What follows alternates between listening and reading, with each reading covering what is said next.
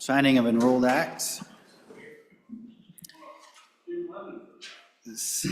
Senate Enrolled Act number 41. Senate Enrolled Act number 41, being original Senate File 5, School District Vehicles Flashing Lights Authorized, an act relating to professions and occupations. I'm about to sign Senate Enrolled Act number 41, being original Senate File 119.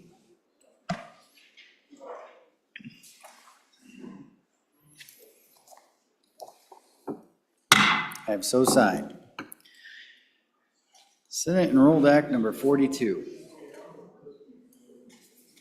Senate Enrolled Act number 42, being original Senate File 146, Consumer Rental Purchase Agreement Act Amendments, an act relating to trade and commerce. I'm about to sign Senate Enrolled Act number 42, being original Senate File 146.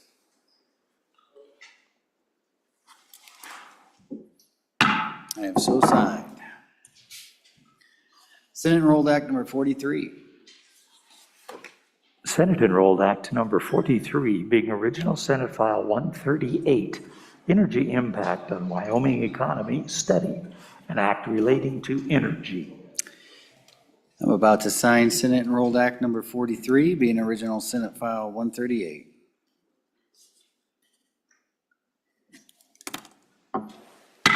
I have so signed. Senate Enrolled Act number 44. Senate Enrolled Act number 44, being original Senate File 106, Motor Vehicle Dealer and Manufacturer Warranty Rates, an act relating to motor vehicles. I'm about to sign Senate Enrolled Act number 44, being original Senate File 106. I have so signed. Senate Enrolled Act number 45. Senate Enrolled Act number 45, being original Senate File 5, School District Vehicle Flashing Lights Authorized, an act relating to motor vehicles. I'm about to sign Senate Enrolled Act number 45, being original Senate File 5.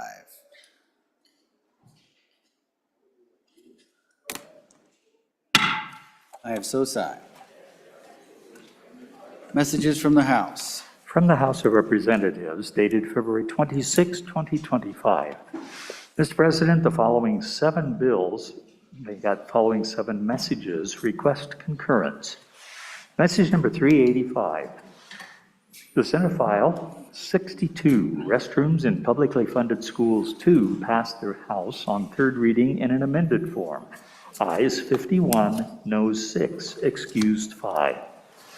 Message number 384, concurrence requested. Senate File 154, Industrial Wind and Solar Projects hearing deadline, passed on 3rd reading in an amended form. Ayes 36, noes 23, excused 3. Message number 381, Senate File 121, Rodeo License Plate, passed on 3rd reading in an amended form. Ayes 50, noes 9, excused 3.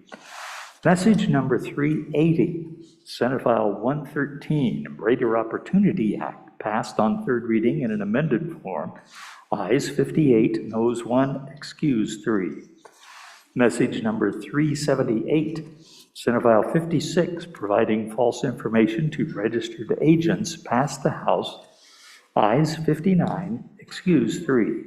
The House respectfully asks the Senate to concur by adopting amendments in the previous 7 files. Message number 377, concurrence requested. Mr. President, Senate File 46, Water and Sewer District's bid requirements, passed the House on 3rd reading in an amended form. Ayes 38, noes 21, excused 3. House respectfully asks the Senate to concur by adopting amendments. Message number 376, Senate File 26, Protection of Military Equipment, passed on 3rd reading in an amended form. Ayes 59, excused 3. House respectfully asks the Senate to concur by adopting amendments. Message number 375, 3rd reading passed. Mr. President, Senate File 5, School District Vehicles Flashing Lights Authorized, passed on 3rd reading. Ayes 59, excused 3.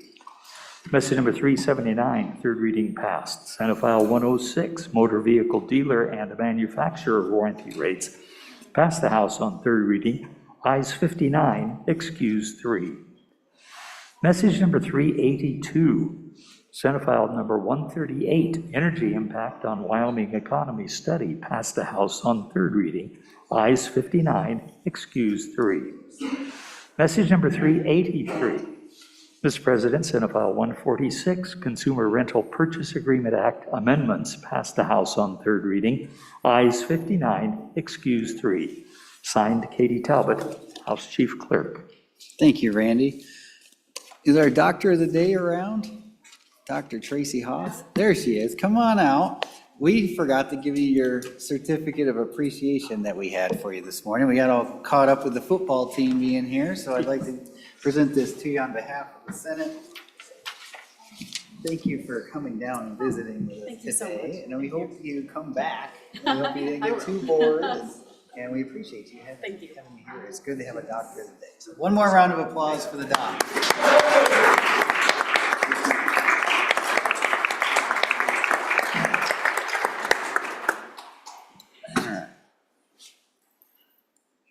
All right, we like our doctors of the day. Messages from the House. Did we already do those? Okay, on concurrences now. Let's see what we got here. Looks like Senator Boner's up first on Senate File 54, which is message number 384. Message number 384, referencing Senate File 154, Industrial Wind and Solar Projects Hearing Deadline. Senator Boner, let me get your mic on. There you go. Senator Boner. Thank you, Mr. President. I move concurrence on message number 384, referencing Senate File 154, Industrial Wind Solar Projects Hearing Deadline. Mr. President, as a reminder, this bill extends some deadlines for our Industrial Siting Council as well as our county commissioners.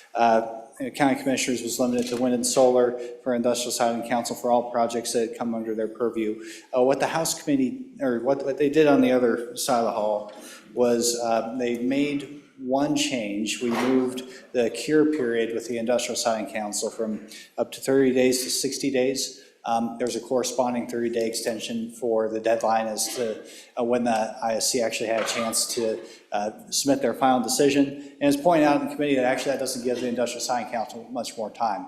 If you give it up to 30 additional days for curing a deficiency from the applicant, and you extend the deadline by 30 days, then you're actually potentially not giving the Industrial Siting Council a whole lot more time. In fact, you're giving them none if the applicant waits to the last minute. So what this does is it went and split the difference between 30 and 60 days. The applicant would have 45 days, up to 45 days to cure any deficiencies in the application. So we kind of split the difference there. Good balance of the industry's interest and the Industrial Siting Council's interest. So that's what they did. And so relatively straightforward adjustment there. I'll stand for any questions. Thank you. And how do you want us to vote? Oh, I see you vote aye, sorry. Okay. Minor details. All right. Discussion on the concurrence. Any questions for the bringer? All right. The motion is that the Senate do concur on Senate File 154 and vote aye. Chief Clerk, please call the roll. Concurrence roll call vote, Senate File 154. Anderson? Aye. Barlow? Boner? Aye. Brennan? Aye. Case? Aye. Cooper? Aye. Crago? Aye. Crum? Aye. Dockstetter? Aye. Driscoll? French? Aye. Guru? Aye. Hicks? Aye. Hutchings? Aye. Ide? Aye. Jones? Aye. Cole? Aye. Landon? Aye. Larson? Aye. McEwen? Aye. Nethercott? Aye. Olson? Aye. Pappas? Aye. Pearson? Aye. Rothfuss? Aye. Salazar? Aye. Schuler? Aye. Scott? Aye. Smith? No. Steinmetz? Aye. Barlow, Oh, he's right there. Barlow? On concurrence? Yep, Barlow, aye. Driscoll, excused. excused. And President Biteman, Aye. aye. Closing vote. Driscoll, Driscoll?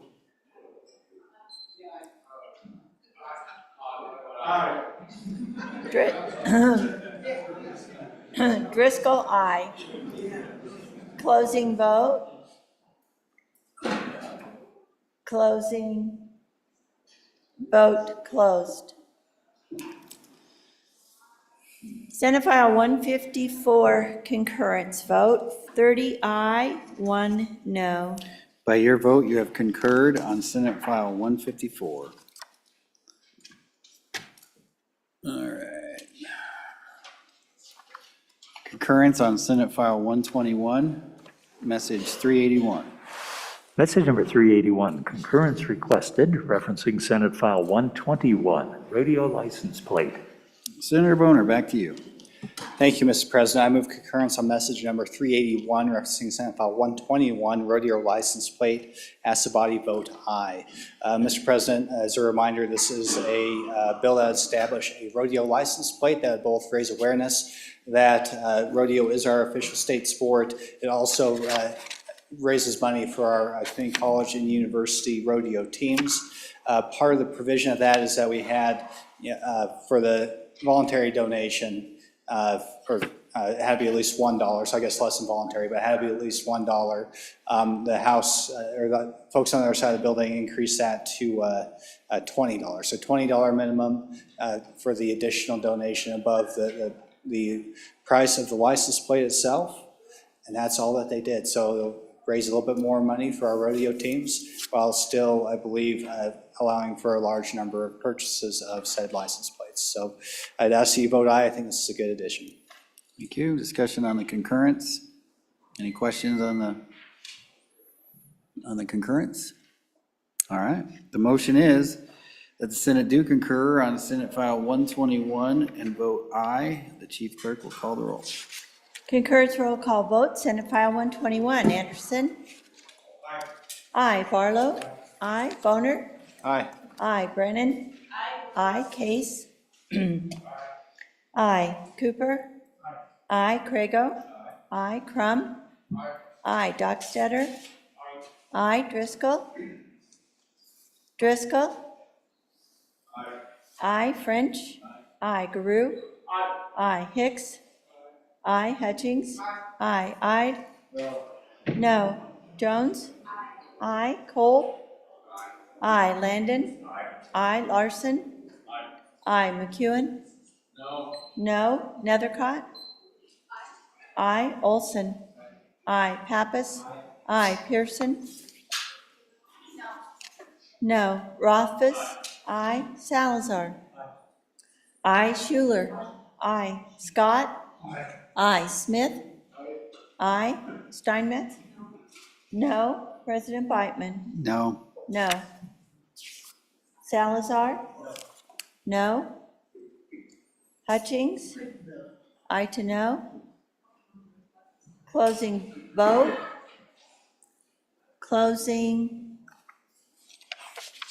vote closed. Senate File 121, 24 aye, 7 no. By your vote, you have concurred on Senate File 121. All right, Senate File, next is up concurrence on Senate File 56, being message number 378. Message number 378, concurrence requested, referencing Senate File 56, providing false information to registered agents. Thank you. Senator Case. Mr. President, thank you. I would move message number 378, the concurrence request to Senate File 56, providing false information to registered agents, and I'd ask the body to vote aye. Mr. President, this is the bill that allowed the Secretary of State's office to have administrative dissolution and revocation of filings when someone lies to their registered agent. The person they've hired to be in Wyoming, they don't provide true information to them. It left this body with an effective date of July 1st, 2025. They sent it back to us with an immediate effective date. I see no problems with that. I appeal to my committee if they think there's an issue with that. I don't think there is. This is fraud that's occurring right now, and it's a chance to maybe prevent some of that. So we had a big discussion about the bill. I see no problem with an effective immediate date. Thank you, Mr. President. Thank you, Senator Case. Discussion on the concurrence?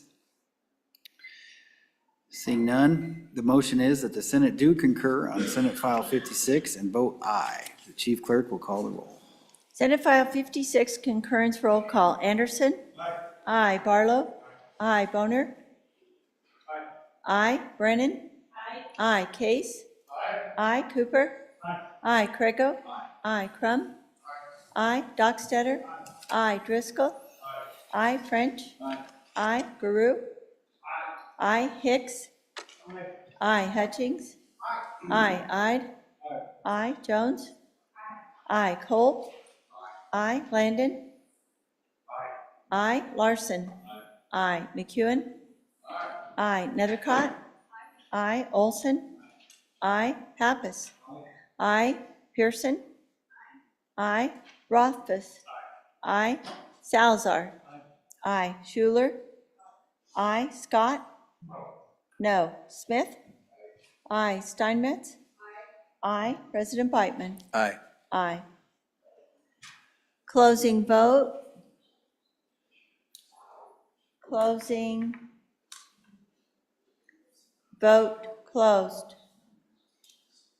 Senate File 56, 30 aye, 1 no. By your vote, you have concurred on Senate File 56.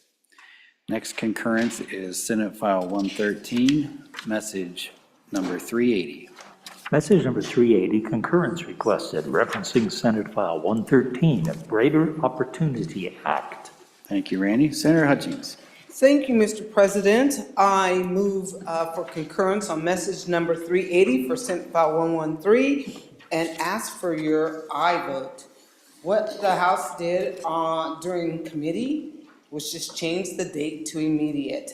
This will allow graders to start working immediately across the state. Thank you, Mr. Chairman. Thank you, Senator. Discussion on the concurrence. Seeing none, the motion is that the Senate do concur on Senate File 113 and vote aye. The chief clerk will call the roll.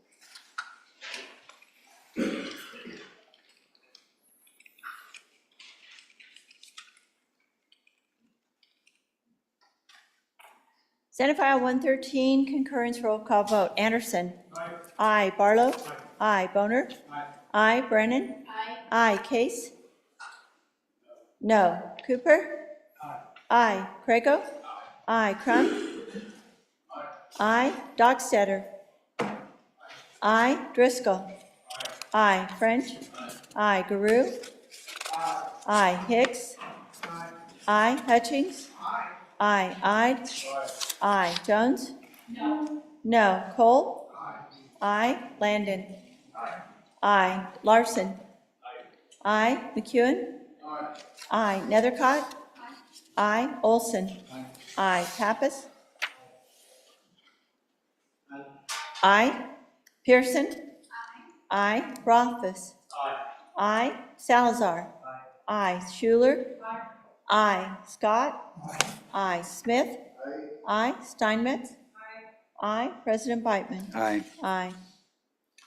Closing vote. Closing. Vote closed.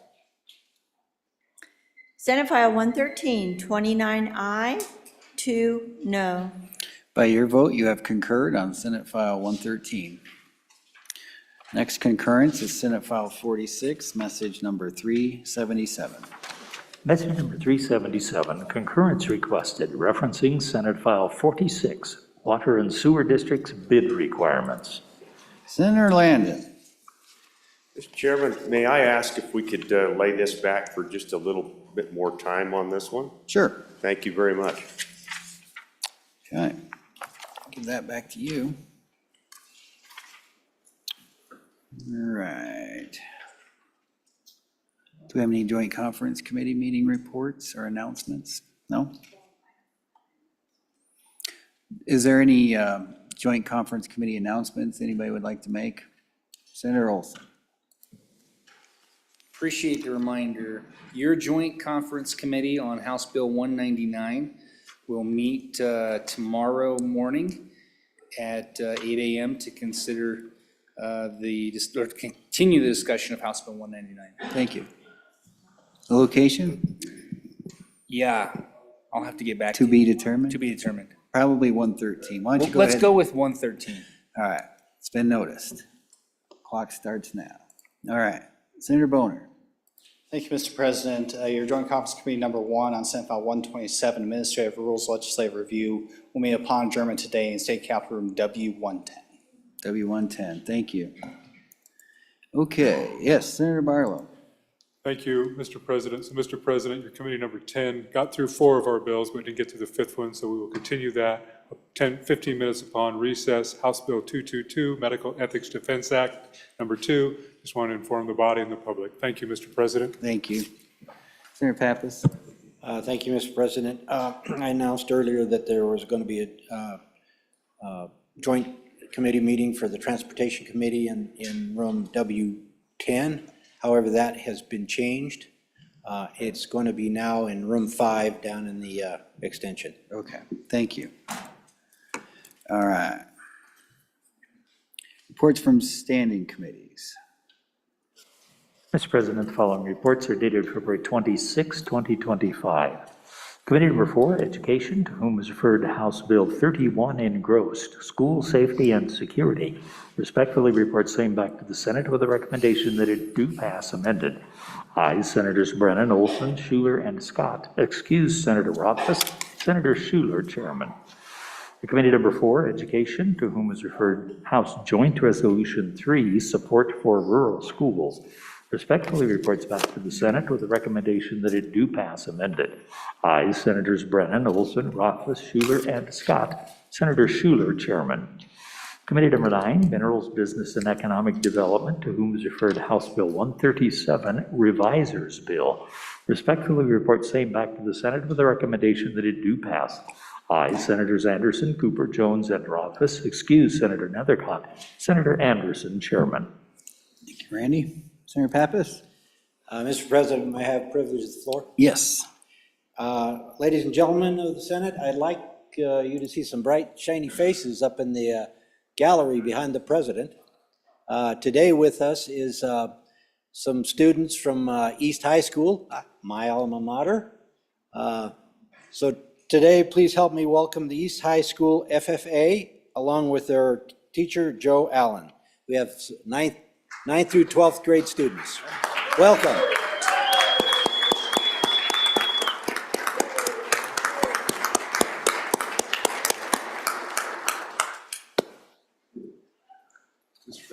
Welcome to the Senate. Senator Smith. Mr. President, privilege of the floor. I would just like to add on Mr. Joe Allen. He's not just any teacher. He is the FFA state champion teacher, and that, like, they don't grow on trees. He is like, he's a teacher, a coach, a youth pastor, a life coach, you name it, all wrapped into one. Just grateful for all you do. Let's give him another round. He's a special guy, special guy.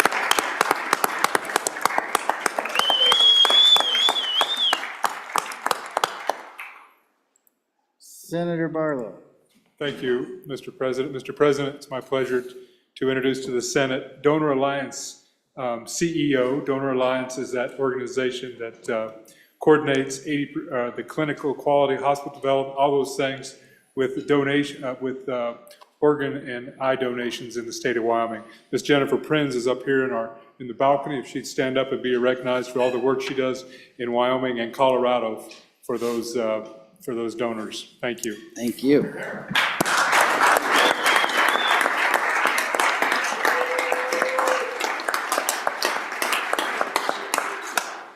Welcome to the Senate. Senator Crum. privilege of the floor. The floor is yours.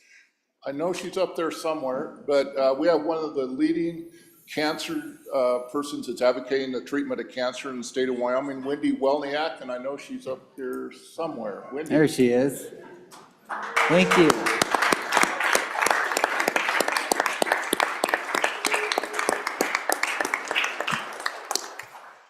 Welcome to the Senate.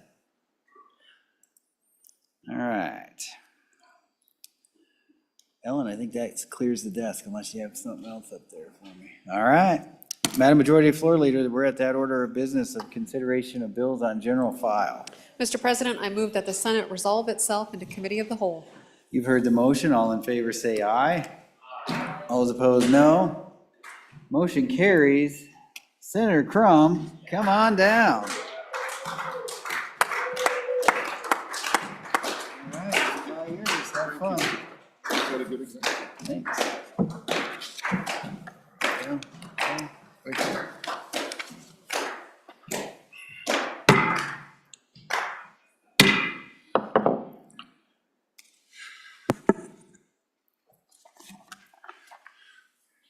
The committee of the whole, please come to order. First bill for consideration is House Bill 192. The reading clerk will read the House bill.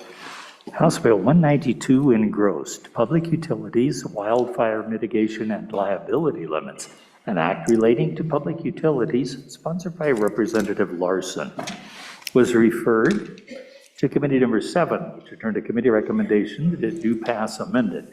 Ayes, Senators Boner, Case, Dockstader, and Landon. Excused, Senator Steinmetz. Senator Case, Chairman. You have heard the reading of the bill. What's your pleasure?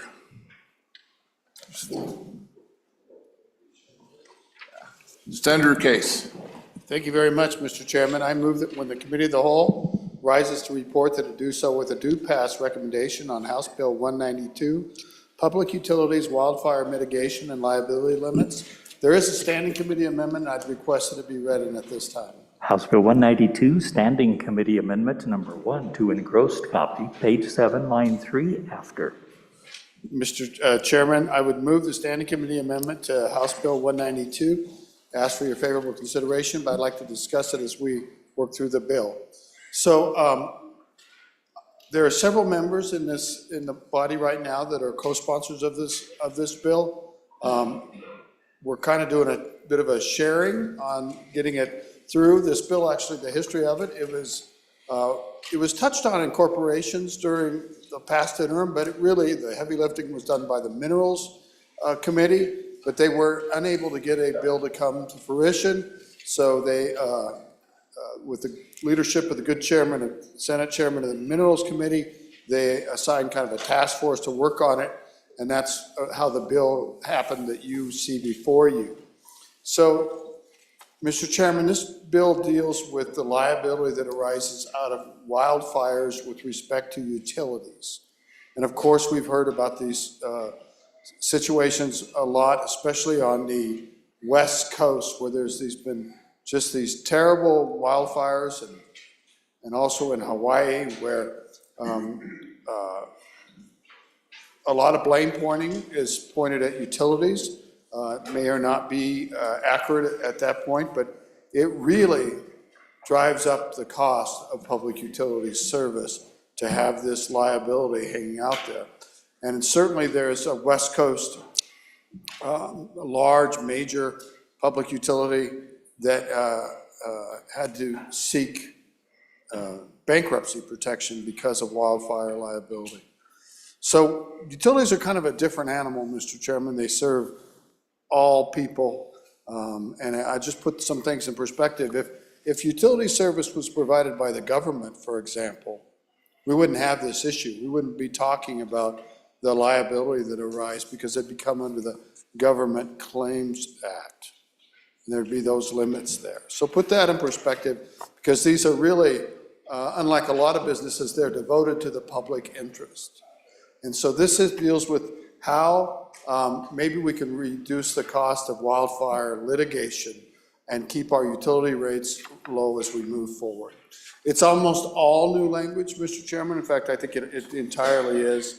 And with that, I'll just dive in, if you will. In section 1, this Article 4, we have definitions of economic loss, electric utility, wildfire, and then on page 3, we have wildfire mitigation plans, commission authority, applicability. This section requires public utilities to file a mitigation plan with the Public Service Commission and to follow that plan and mitigate the risk of wildfires.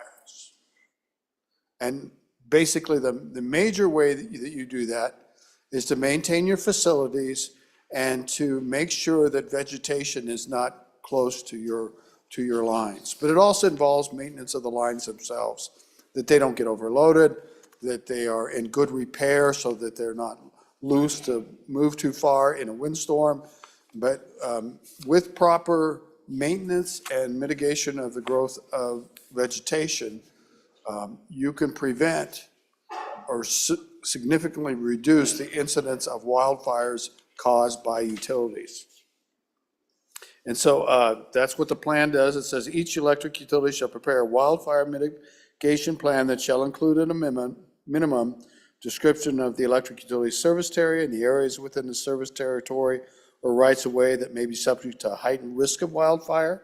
Bottom of page 3, a description of the procedures, standards, and schedules that the electric utility will use to inspect and operate its transmission and distribution infrastructure, if any. Romanet 3 is a description of the procedures and standards that the electric utility will use to perform vegetation management. Romanet 4, a description of proposed modifications, replacements, and upgrades to facilities and preventive programs that the electric utility will implement to reduce the risk of its electric facilities initiating a wildfire. 5, a description of how the electric utility's wildfire mitigation strategies and policies have changed in the immediate preceding 5 years. 6, a description of how the electric utility will coordinate with other electric utilities regarding any shared facilities. Romanet 7, a description of procedures and considerations for de-energizing power lines and disabling reclosers to mitigate potential fires, including the ability of the electric utility to reasonably access the proposed power line to be de-energized, balancing the risk of wildfire with the need for continued supply of electricity, potential impact that de-energizing lines may have on the resilience of the remainder of the electric utility's transmission and distribution facilities, if any, need to provide notice to customers and the public before or as soon as practical after de-energization, and E, any need to communicate and coordinate with other electric utilities that may be impacted by de-energization, and any plans to accomplish communications, including communication with transmission operators, reliability coordinators, and cooperative member systems. And F, anticipated potential impacts to public safety in the de-energization. And Mr. Chairman, getting the power shut off is really important to prevent further wildfire incidents and protect the public from things like down power lines and things like that. But I want to just alert you, and it's not really part of this bill, but when with the way that we produce electricity now, people have, it's often common that they'll have their own generators, or they may have rooftop solar installations, or there may be other solar installations. And sometimes when you de-energize electric facilities, they actually become hot again, not because the electric utility has turned them on, but because power is coming in from people's generators or rooftop solar or other things. That's a whole new consideration. And apparently in the LA fires that we recently had, that was a source of danger to firefighters and a source of reignition of fires in the area. So that's going to be an important consideration in the future, Mr. Chairman. The plan should also include a description of the procedures the electric utility intends to use to restore its electrical system in the event of wildfire. And for electric utilities whose rates are regulated by the Commission, a description of the estimated incremental costs and potential associated rate impacts for the implementation of the wildfire mitigation plan, including system improvements and upgrades. That's pretty important. If you're going to improve your system's reliability against a wildfire threat, and reduce potential litigation, it's not cost-free. It may involve raising cables, lowering their capacity, extensive vegetation. It may or may not be an easy fix, Mr. Chairman. 10, a description of the community outreach and public awareness. Roman 11, a description of potential participation with emergency coordinators, if applicable. And then Roman 7, input from the Wyoming State Forestry Division of the Office of State Lands, Investments, and an association representing Wyoming rural firefighters and any other federal, state, or local fire entity. Mr. Chairman, this is one place where the first part of the Standing Committee amendment tracks in. We also ask that the utility wildfire plan seek input from our counties. And so on line 3, after the Wyoming rural firefighters, insert comma counties and any other federal state. So we insert counties there. So the next part deals with what the commission does with these plans.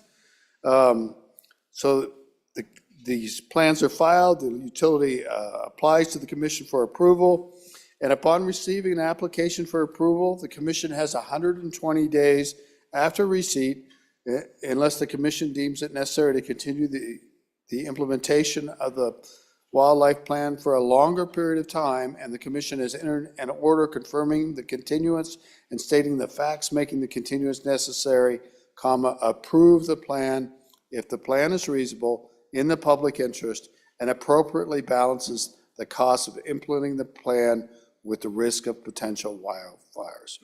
That's kind of one crux. To get this commission approval, we're going to get some protection from liability. And remember, this applies for electric utilities whose rates are regulated by the commission. That's our investor-owned utilities, Mr. Chairman.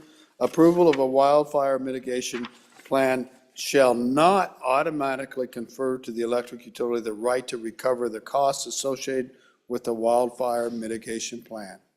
So just by the commission approving the plan that's filed and saying this looks good, it doesn't mean that they get rate recovery. That's another and separate thing. An electric utility whose rates are regulated by the commission may seek, and the commission may authorize, notice those two mays, cost recovery for the costs associated with the implementing a wildfire mitigation plan. Each electric utility shall submit subsequent or updated plans to the commission not later than every 5th year. The commission shall review and approve subsequent plans in accordance with subsection B of this section, which is the section we described earlier. Not later than June 1st of the year following any year in which the commission approves a wildfire mitigation plan under this section, and an electric utility shall file an annual report with the commission detailing the electric utility's compliance with the approved wildfire mitigation plan, and shall request an order of the commission finding that the electric utility has substantially complied with the plan during the preceding year. Mr. Chairman, we're on to page 9. We're almost done. 37.3.405, recovery of costs. This is where the rubber hits the road, sir. And it basically says, I did forget part of the Standing Committee amendment. I'm going to come back to it, so we'll just keep going here. Except as otherwise provided in this section, there shall be a presumption in any civil action that the approved wildfire mitigation plan is a reasonable and prudent preparation for and mitigation of wildfire risks. Part B, an electric utility and a landowner with an alleged wildfire-related claim shall negotiate in good faith before any landowner files a civil action against the electric utility. During negotiations, an electric utility shall respond to a landowner not later than 90 days after receipt of the landowner's submission of itemized damages. Line 17, a plaintiff may recover economic loss from an electric utility as a result of a wildfire only if the plaintiff shows one or more of the following by preponderance of the evidence. Romanet 1, the electric utility failed to substantially comply with an approved wildfire mitigation plan, and that failure was the actual and proximate cause of the damages to the plaintiff.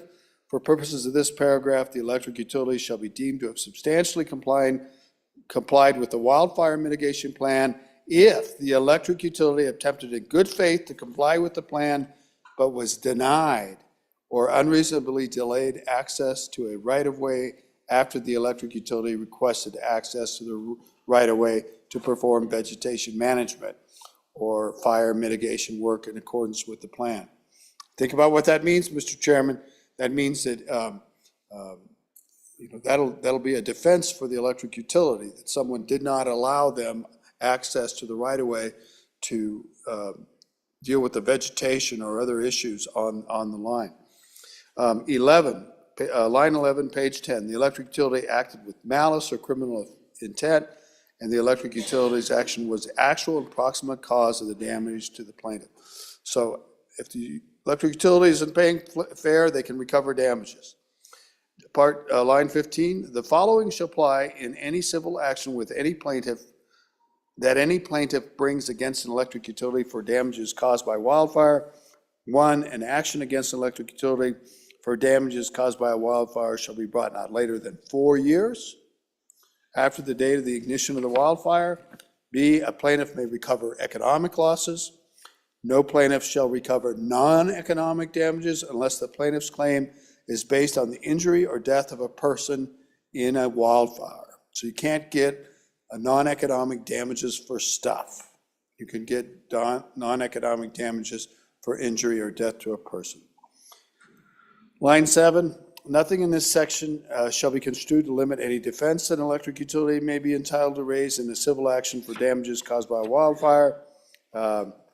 Section 2, nothing in this act shall be construed to impair, alter, or preempt any terms or agreements in original grants or easements made before July 1st, 2025.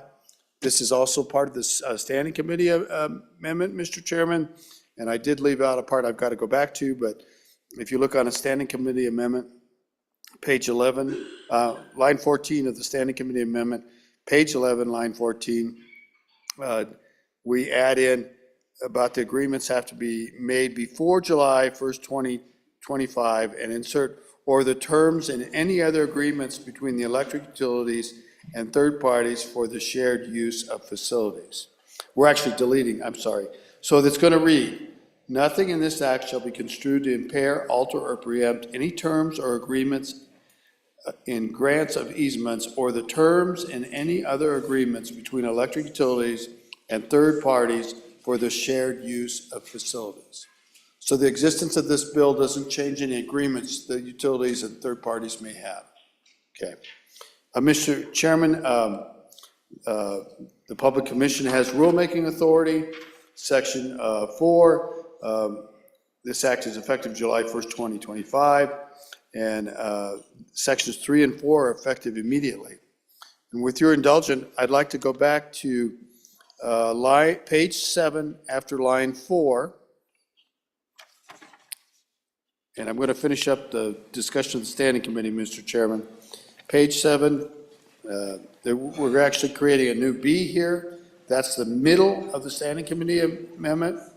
And it says not later than 5 business days after a fire mitigation plan is submitted to the Public Service Commission for approval under WS 37-3404, the electric utility shall provide direct notice that a wildfire mitigation plan has been filed with the Public Service Commission to the Wyoming Association of Conservation Districts, Wyoming Association of Municipalities, and the counties in the electric utilities Wyoming service territories. And so that is the bill, and that is the Standing Committee amendment. I know that once people start asking questions, I have many friends in the room that will leap to my defense.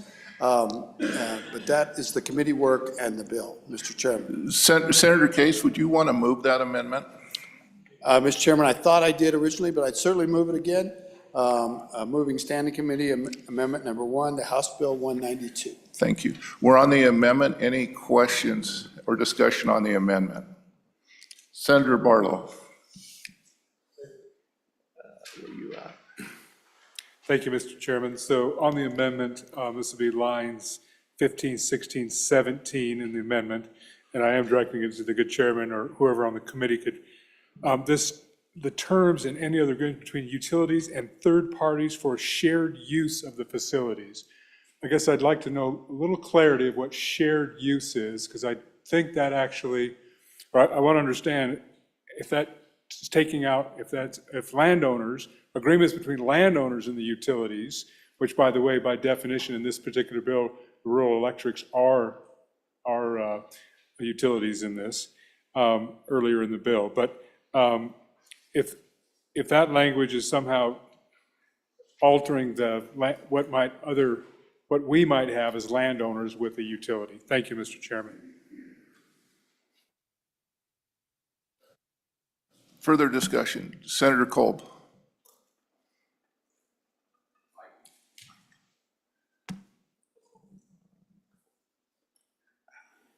Thank you, Mr. Chairman. So I don't know where this is at because it went on quite a while. So if I'm talking about the bill, forgive me. It was mentioned that there's a backfeeding issue with on-site generation or solar systems. I would like to hear an explanation at some point that would explain how that would happen. That would be my request. Thank you, Mr. Chairman. Thank you, Senator Kolb. Other discussion. Back to Senator Case. Mr. Chairman, with respect to my good colleague from the Powder River Basin, there is kind of two sets of agreements that were being talked about here. The first one is the existing language that says nothing, and it's on page 12 of the bill, nothing in this act shall be construed to impair, alter, or preempt any terms or agreements in original grants of easements made before this date. But there's an addition being made here. So that would be agreements with landowners, that would be all the agreements that you can think of. It was unclear, and in the public utility world, it's very common for other public utilities to share the facilities of the power company or the phone company. And Mr. Chairman, it's called a pole attachment. So if you go down where they have aerial wires, you can look up and you can see, if you know what you're looking at, you can see which ones are the power cables, you can see which one is the telephone cable, and you can see which one is the cable television. There may be more than one of these entities on a power pole, and they have their own agreements. They're called pole attachment agreements, and that is what we call the shared use agreements, Mr. Chairman. They also might apply to underground facilities like ducts or other types. They might have a substation, for example, or a building might have other agreements for shared use between utilities. And so what we're saying is nothing in this act affects any of those agreements, including those shared use agreements. And so I hope that's clarity. With regard to the issue of power lines becoming energized, re-energized, not by the utility, apparently this is more of a problem than people think. One of the basic safety rules in electrical connection is that when you have a standby generator at your house, it automatically doesn't feed back into the grid, okay? And the same with, there should be protection instruments on your solar panels to protect from energizing the grid in the case, so power doesn't go the other way. And that's a public safety issue. Protects the people that come to work on the lines. It literally could feed into the lines and feed into someone else's house for that to happen. And, you know, it hasn't really been a problem, but a lot of people rush out and buy generators and just stick them into their circuits, kind of home-based wiring, Mr. Chairman, without disconnecting from, the power's dead, they don't think to disconnect, they hook up a generator, and lo and behold, they're backfeeding the system. It may not be a lot of power, but it might be enough power to do some damage to your neighbor who doesn't expect something to be energized, and it is. Or if you have down power lines, you can imagine it causing ignition. That's the kind of thing we're talking about. There are definitely code and safety rules to try to prevent this in all instances, but it is an issue. And a utility, when they re-energize lines, they have to assess this. And I'm very aware of this because there was a dramatic story about this in California. A lot of people, their power was down for a long time. That was inconvenient. So they started hooking up generators in a careless manner. and some of the lines became energized again, enough so that they actually, at where there were breaks or new breaks, they caused additional wildfires. It's a brave new world we're going to. This is also one of the reasons I've been so adamant that, we have people that try to be independent from the grid, but still remain connected from the grid, and they talk about their independence. There is a connection and a causality that we have to pay attention to. So I'm happy to answer any more questions, Mr. Chairman. Are there any more questions on the standing commitment number 1?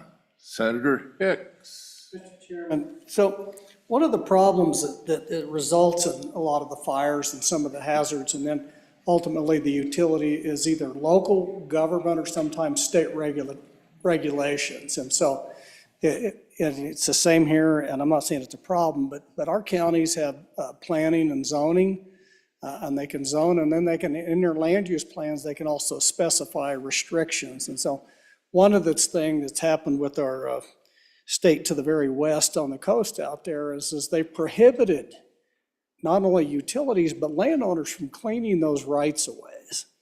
And so I'm trying to understand here, so assuming that there's a local jurisdiction or even let's assume a state jurisdiction, but either one of those, let's just say a county promulgates a land use plan, says you can't cut trees or brush, it can't be any wider than this, and there's a utility fire, and under this as a landowner, because they had a plan filed, but you had a local jurisdiction that says, no, your plan's filed with PSC, we've got it at the county level and stuff, but then we zone or we do in our land use plan that you can't clear or control vegetation. Who's liable for that? Because ultimately, if the power line goes down and burns up because you had filed a plan, the way I see this, you have no recourse with the utility. And how do you address that issue of liability when a local governmental entity promulgated rules or regulations that basically said you can't implement your plan? And who's liable for that? Because that's the real case scenario that's been happening over and over and over again with our friends to the west.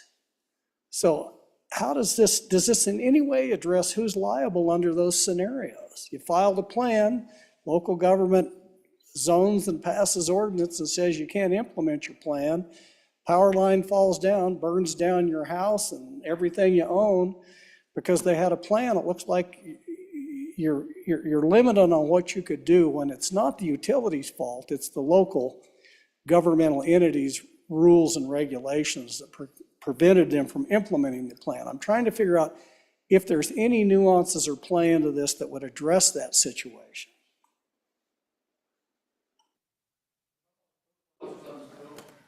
Senator Case? Mr. Chairman, that's a big question, and if I'll take a stab at it. I think of this bill under the page 9 and 10, where bottom of 9, where it says the electric utility failed to substantially comply with the approved wildlife mitigation plan. Did they actually fail to comply, or were they prohibited from complying? The second part of that talks about not having access to landowner property. So I think that kind of comes into play. The utility would be protected by this bill because they did the best they could. They mitigated where they could mitigate. There is an associated issue, and my dear colleague from over there in Carbon County, think about some of the land managers where these facilities are also government. They could be federal land managers. And they may have rules about whether the utility could come in at particular times of year or under particular circumstances to mitigate transmission lines on federal lands, BLM or forest, think about it. And the state may have these facilities on our state grounds. So those restrictions also come in, but I think the same protection comes in for the utility, and it is the protection that we're hoping will keep our rates down by mitigating open-ended liability. It does mean that people that are harmed by a wildfire that's caused, say, when the utility couldn't get into it, their recourse is going to be to go against the person that stopped the utility from coming in. But if it's a government entity, that recourse is going to be the Governmental Claims Act. And, so think about it.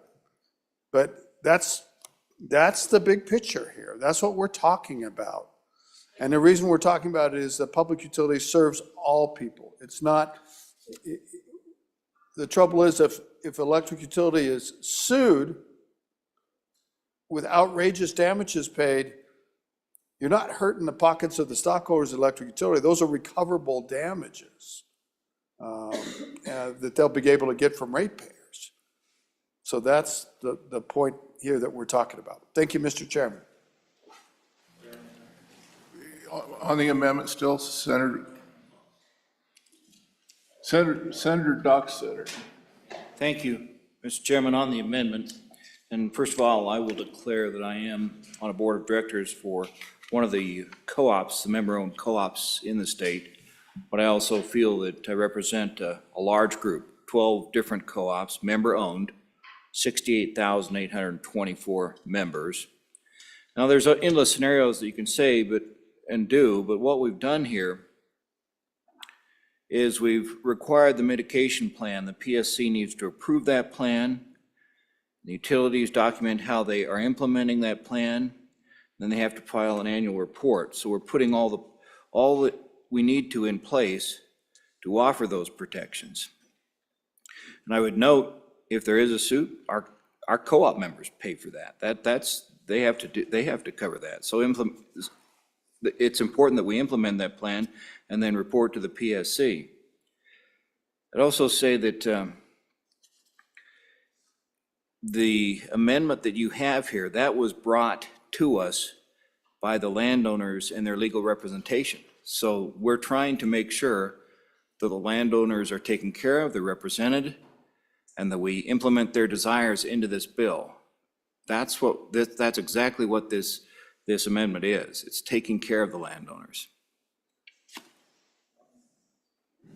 Other discussion on the amendment? Senator Hicks?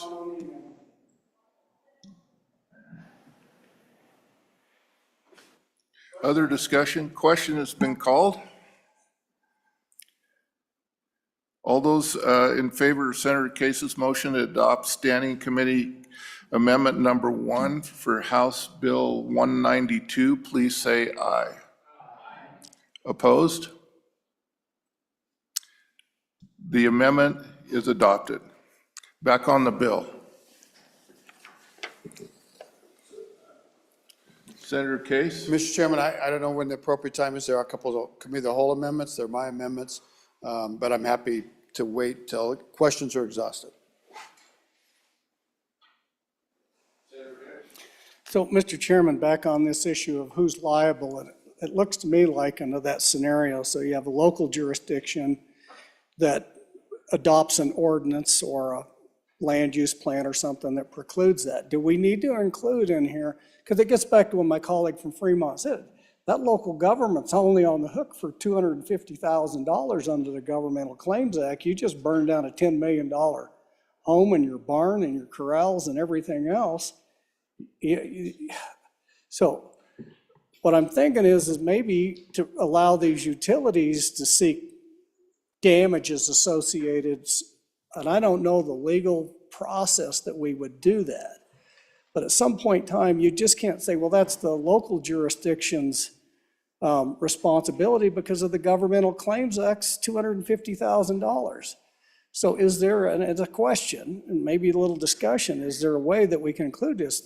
So I don't have to, through the utility, can seek damages back to compensate those landowners. It's kind of a circuitous way to do that. But at some point, we have to get to this issue that if a local jurisdiction prevents somebody from implementing their fire mitigation plan and it results in significant loss, tens of millions of dollars, you're only, if you sue the local jurisdiction, you're going to get $250,000. Is the utility then the one, because it's their plan that wasn't implemented, the one that has a cause of action against the the local governing jurisdiction? I'm trying to figure this out because there's this giant loophole out there that is a real world scenario that's happened over and over and over and over again on the West Coast. And you just saw it here not too long ago, a month ago. So just a little thought on that. I'm just trying to flesh something out as what that would look like.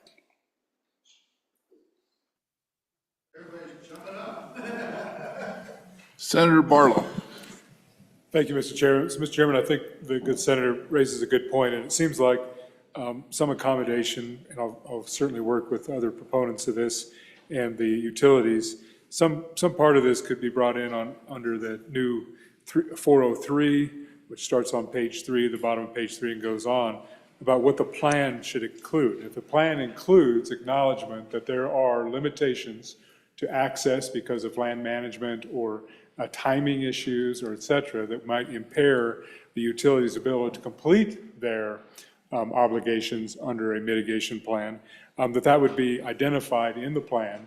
And then I guess we'll have to then think about how we actually accommodate those limitations in the liability section. So I think it's a fair question to bring up, not something, different folks are in different places. In my part of the country, it's mostly fee land, so we don't have maybe as many of those complications. But I certainly understand that there's maybe some more thought to be taken up on that, and I will look into that. Thank you, Mr. Chairman.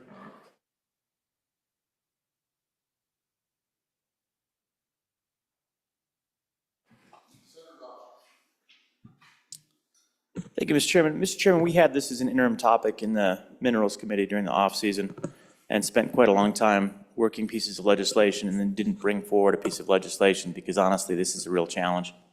It's hard to get right. And I just wanted to bring some of the concerns that we discussed and some of the challenges, and I do appreciate this legislation's been well worked and has moved forward, I think, from what we had last in the Minerals Committee. But the idea that we can limit liability or take away liability is always challenging because somebody is responsible, potentially. And we want to say, well, they're not responsible because it's painful if they're responsible for others. But what that does then is shift the responsibility for the payments to someone else in a structurally biased fashion. So we're going to legislate a bias for the courts effectively and say, don't start with a level playing field. We will give you alternative terms for the rules of the playing field because we have preferences. And that's always a concern, and that was a concern certainly on the committee, that we're providing an advantage to the utilities in this circumstance that then disadvantages the private property owner and or the insurance of the private property owners, which would then become responsible. And that might be okay, but the struggle is particularly challenging with regulated utilities where they pass on all of the costs to the ratepayers. So, Mr. Chairman, even if they are responsible, even if they did it, so to speak, whatever it was, they're not necessarily held responsible. They just have to pass it on to the ratepayers. So it's the general public that pays the costs of a responsible action if a utility does something wrong. And I think that's recognized, and that's actually part of the reason why this goes forward, is appropriately trying to get a utility to do as much of the right thing as possible to mitigate the potential for that outcome. But at the end of the day, if you say that they have to have, criminal, willful volition or whatever the language was to be responsible, you've basically said that they can screw things up as long as they don't screw up too badly. It can be their fault, and we're not going to hold them responsible. And the challenge we had in the Minerals Committee, Mr. Chairman, is then who is responsible? So that is then a shift to the homeowner and the private insurance, which might be an okay thing. But at the end of the day, someone pays the bills. When there are bills, someone pays the bills. And who is that going to be? So this needs to be very thoughtfully balanced. It sounds great that we can simply indemnify the utilities and then the prices will go down. It doesn't necessarily go that way. Some other price has to go up, and that's probably the homeowner insurance that has to go up as a responsibility. And that may be more equitable. I'm not even offended by that. I think that might be the reasonable outcome, but we can't pretend that we can get something for nothing in this situation. Mr. Chairman, I do think that it is appropriate to limit to the economic damages. That's going to be helpful in and of itself. That limit does guide the cap on what can be claimed, and that then influences the amount that ratepayers will have to absorb. But it always comes back to the ratepayers, and I think it's important for us to look at this legislation through the lens of what's best for the ratepayers, i.e. the citizens of the state. I know during the interim, I didn't spend a lot of time worrying about the utilities. I didn't spend a lot of time worrying about insurance companies. I was worrying about what's in the best interest of the ratepayers. And Mr. Chairman, it's still quite a challenge to do that. As we worked through it, again, we didn't necessarily come up with a good compromise through the Minerals Committee. I think this is moving in the right direction, but I'd like to hear a little bit of discussion about what the implications are for the cost shift if we move to this system where we effectively indemnify the utilities. They don't pass it on to the ratepayers. Who picks up the added cost? That's my first question. My second, which we were concerned about during the interim, because we kept asking, all right, if the impetus for this legislation is that insurance prices are exorbitant right now, can we assume that if we pass this legislation, the insurance costs, this is for the utilities, the insurance costs are high, that those insurance costs will go down? The answer was no, Mr. Chairman. We have no such assurance. We can hope for that. Well, have they actually gone up for it? Yes, we think so. But we don't think they'll necessarily go down. No, we have no way of knowing that. Well, if this is a substantial cost, will this lead to lower rates in the future? No, it will not lead to lower rates. There's no reason to believe it would. So I struggle, Mr. Chairman, with this, and we did during the off season, to get to a point where we can have assurances for our ratepayers that this will actually help the ratepayers and not simply the utilities, which are all for-profit corporations or cooperatives, but again, trying to look out for the economic interests of their own. We don't have those assurances. We lacked those assurances in the off-season. So then my second question is, how do we get to the point where we know that this bill helps the ratepayers instead of just the corporations?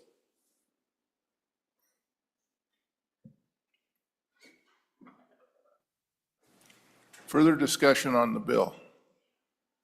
Senator Kolb? Thank you, Mr. Chairman. Yeah, I just wanted to add some color to the question that came up about backfeeding with generators. And I know the person presenting the bill is doing the best they can with that information, but I will tell you it's almost implausible it would happen. There's many, many reasons for that. I speak with somebody with over 45 years experience in this field in particular. I assure you, you're not powering up the grid with your 2,000 watt Yamaha generator. It's not happening. There is certain very specific circumstances that maybe if you were on your own subsystem at your house that you could go to the utility pole and backfeed if a certain set of circumstances happen. But if you're in a neighborhood, you're not going to backfeed a neighborhood. The parasitic load on the transformers alone that would then buck the voltage up to 2,100 volts from your house is more than your generator can handle. So I think it's probably just some, I don't know, misnomer. It'd have to be a very large generator with a failed transfer switch. A bunch of things would have to happen. And the utilities take precautions against this, before they touch any wires because of the potential of it happening sometimes. It could, to a small extent, but it is not going to be enough. It's inconsequential. There's circuit breakers in your house. There's circuit breakers on the generator. There's many, many things that would stop it from happening to any extent that would turn into a fire danger. So I just wanted to add that as a bit of color to it. And I know the person is doing the best they can with this data, but it's just not a thing. So, and if the power did turn on and you were dumb enough to put your generator into that, it would explode, breaker would turn off. It cannot handle that. It would be gone. You'd do it once, I think, and you're done. So anyway, thank you, Mr. Chairman. Further discussion on the bill. Senator Docksetter. Mr. Chairman, go back to this plan, there's endless scenarios that could generate lawsuits. That's why when we worked on this in Committee 9, we'd bring proposals forward, we say, no, we're not there yet. Bring another proposal forward, no, we're not there yet. We're working with a special subcommittee to bring it forward. Now I think we've finally reached that point where we've offered some protection, because ultimately there's an old saying in the industry that you're one wildfire away from total bankruptcy. And when we're talking about protecting these utilities, I'm talking about 12 different member-owned co-ops across this state. Sue them, you're suing the members, and then they have to pay for it. Their rates go up, and that's what we're trying to protect here, is the member-owned co-ops and all that provide power, and find a balance. And we did that. We reached out to the landowners, and then we came back and finally reached this point where we brought you this bill. And what it does, essentially, let me back up one other point from my fellow senator from Little Snake River Country. The plan is so detailed that we now have to take it to the counties and let them review it as part of the process being submitted to the PSC. We've tried to cover every base we can and make sure that we offer some protection along the way. I remind the body this requires all public utilities, rural electric co-ops, and the investor-owned power companies to work in consultation, not only with the counties, with the fire districts, the state forestry divisions, and others, and develop a wildfire mitigation plan. This is all coming together in order to protect our co-ops and those who own them, and keep the whole system running and flowing without total bankruptcy. I'll just give you a reference with the co-op I'm associated with. We take our mitigation very seriously. We have an extensive fire mitigation plan. We're burying lines through public lands, through federal lands, as fast as we possibly can, and we're constantly keeping our right-of-ways cleared out and maintained. We have an extensive maintenance budget just to do that. Even though we're doing everything we can, we're still at the risk of fires. That can still happen. But because of that, our insurance and the cost to our members has gone up exponentially in recent years. And of course, any suit because of fire would also be paid for by the members. I remind you, that's who picks up the tab for it. We work very hard to keep our power affordable, and this helps us if we can have this piece of legislation to set up an overall working agreement, as we have done with the landowners, with the utilities. I feel like we've finally come to a point where we can get something that will protect all parties and find some balance. I ask for your support of the bill. Senator Jones. Mr. Chairman, another thing that does help the ratepayers is that does make these utility companies look at their fire mitigation plans, make sure they've got everything in place. Do they have all the necessary tools? Are they doing everything the right way? That is a way to help mitigate these fires, because these wildfires can be absolutely devastating, and not just to the utilities, but to all the landowners. So that is what one of the protections is provided by this bill. Other discussion on the bill? Senator Landon. Mr. Chairman, thank you. I just wanted to add just a couple of things to what my good friend here had to say about where we were with this legislation. You know, it's kind of like it's been a focus on what we can do for our utilities. And I think that our Corporations Committee understands that we've got more work to do. If you pivot just a little bit, you begin to talk about the insurance world, for example. Well, this bill is a focal point right here with our utilities and those that provide the power out there, and to provide some kind of protection. We're going to have to pivot. We know that. There's work to be done over on the insurance side because the insurance companies out across our country with all the natural disasters and all the things going on, we know that that industry is going to need some attention as well. But that's not the focal point of this bill. This is a good piece of legislation that I hope you'll support. Thank you. Back to Senator Case. Mr. Chairman, this bill's not going to solve all the problems that my good friend from Carbon County brings up. I think what it will do is to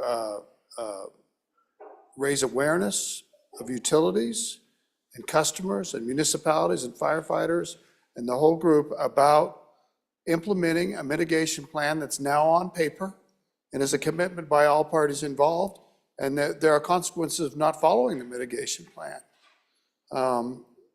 You know, in that case, it's preventative. Mr. Chairman, I'm not an electrical engineer. I'm really not. I've worked for several electric utilities. There's a website of a utility I used to work for on a consulting basis in Indiana, the Indiana Cooperative, and they talk about backfeed creates a very dangerous and potential deadly situation for line workers at your electric cooperatives. And they talk about the dangers of improperly connected generators into the grid without a transfer switch. And that it's also cumulative, that if a lot of people do it in a disaster situation, it's, you know, generators aren't that powerful. The good expert in this field is absolutely right. If you get a whole bunch of people in a neighborhood and they're all powered it up, and then maybe the wildfire shifts, or who knows what the consequences could be, or somebody comes in to try to repair those lines, it can cause problems. So that's not the base of the bill. It has nothing to do with this bill. It's only mentioned in that one section, and so that was a little rat hole we might have went down. It was probably my fault. But there are two committee of the whole amendments, and if we could just talk about them at the appropriate time, rather, because we spend a lot of energy just talking about the bill here. So with your indulgence, could we have one of them read in? The first one? Senator Case, would you like the first one read in? Sure. House Bill 192, Committee of the Whole Amendment Number 1 to engross copy, page 9, lines 9. So everybody, I would move Committee of the Whole Amendment Number 1 at House Bill 192. I'm not trying to mess with all the work that's been into this, so debate this up or down. I'm not going to go home crying if you don't like it, but it seemed like a good idea to me. And it's on page 9.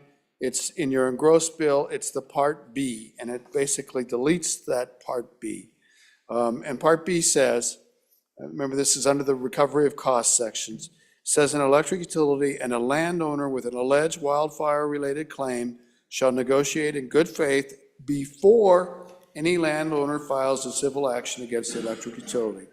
During negotiations, an electric utility shall respond to a landowner not later than 90 days after receipt of the landowner's submission of itemized damages. Senator Case, would you mind moving that amendment, please?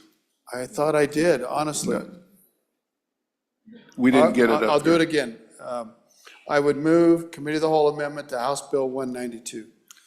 Thank you, sir. I feel like a groundhog here, but that's okay, Mr. Chairman. It's my fault, not yours. What this does is say, hey, we shouldn't restrict what a landowner can do.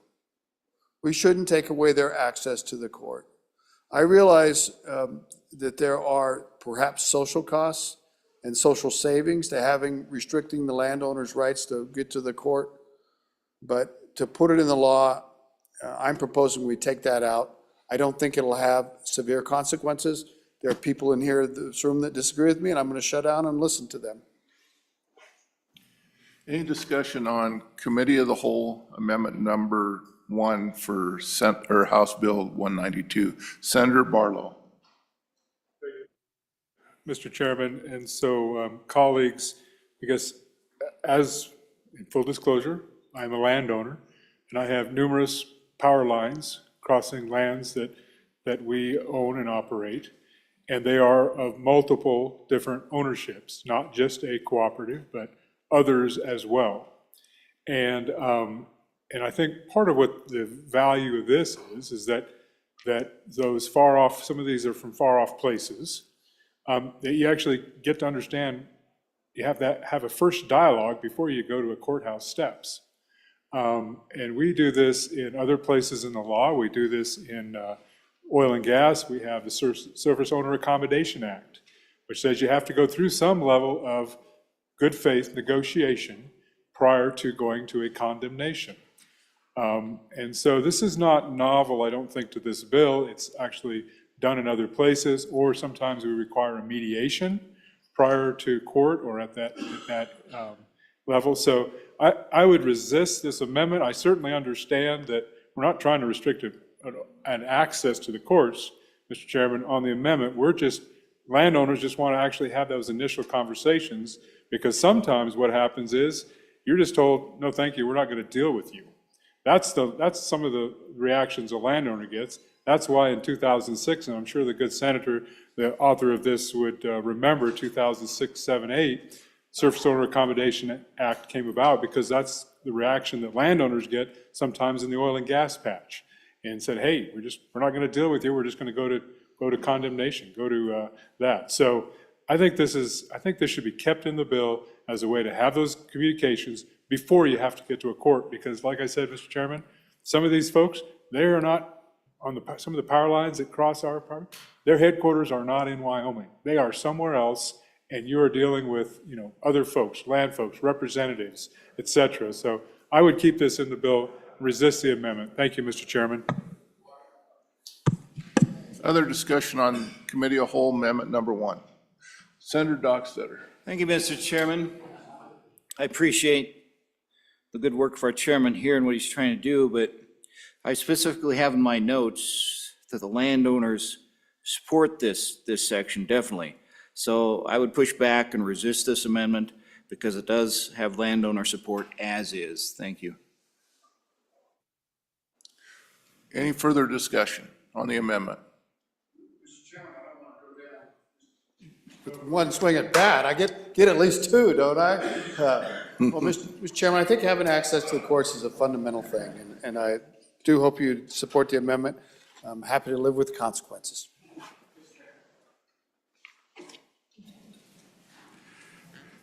Are you ready for the question? Oh, I'm sorry.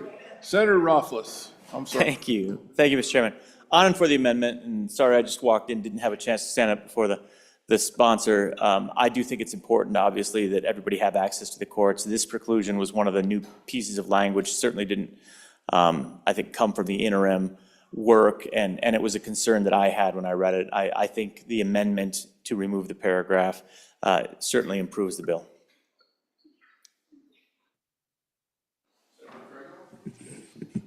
Thank you, Mr. Chairman. So I actually probably been in favor of the amendment. And one of the reasons why is there's not really a savings provision within this requirement of 90 days. So if you look further down in the bill, there's language regarding your statute of limitations, and it's 4 years. Well, how does this 90 days play into that? So if you have to negotiate for 90 days before you can file an action, I'd be more in favor of it if it said, once you initiate the negotiation process under this 90-day provision, that the 4 years is extended, but that's not what it says. So as it stands, I'm in favor of the amendment. Thank you, Mr. Chairman. Other discussion on Committee of Whole Amendment number 1. Hearing none, are you ready for the question? All those in favor of Senator Case's motion to adopt Committee of the Whole Amendment number 1 to House Bill 192, please say aye.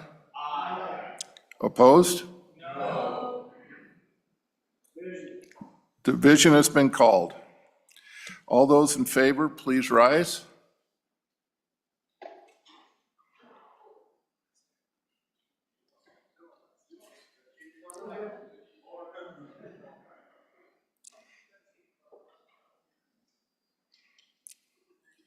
All those opposed, please rise.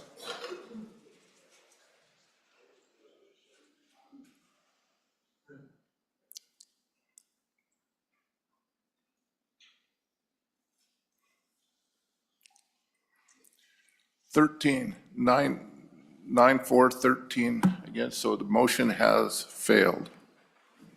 Okay, back on the bill. Senator Case. Mr. Chairman, there's a second committee of the whole amendment. I'd ask that it be read in.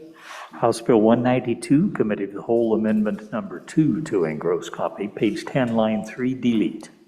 Mr. Chairman, I would move committee of the whole amendment number 2 to House Bill 192, sir, and ask for your favorable consideration. Did I move that? This is in the recovery of costs section of, how a plaintiff can recover costs. And if you recall, at the bottom of page 9 and onto the top of page 10, there's a paragraph there. It's Romanet I. It says the electric utility, so a plaintiff may recover economic loss from an electric utility as a result of a wildfire only if the plaintiff shows one or more of the following by a preponderance of the evidence. The one thing they need to show, one or more, is that the electric utility failed to substantially comply with an approved wildfire mitigation plan, and that failure was the actual and proximate cause of the damage to the plaintiff.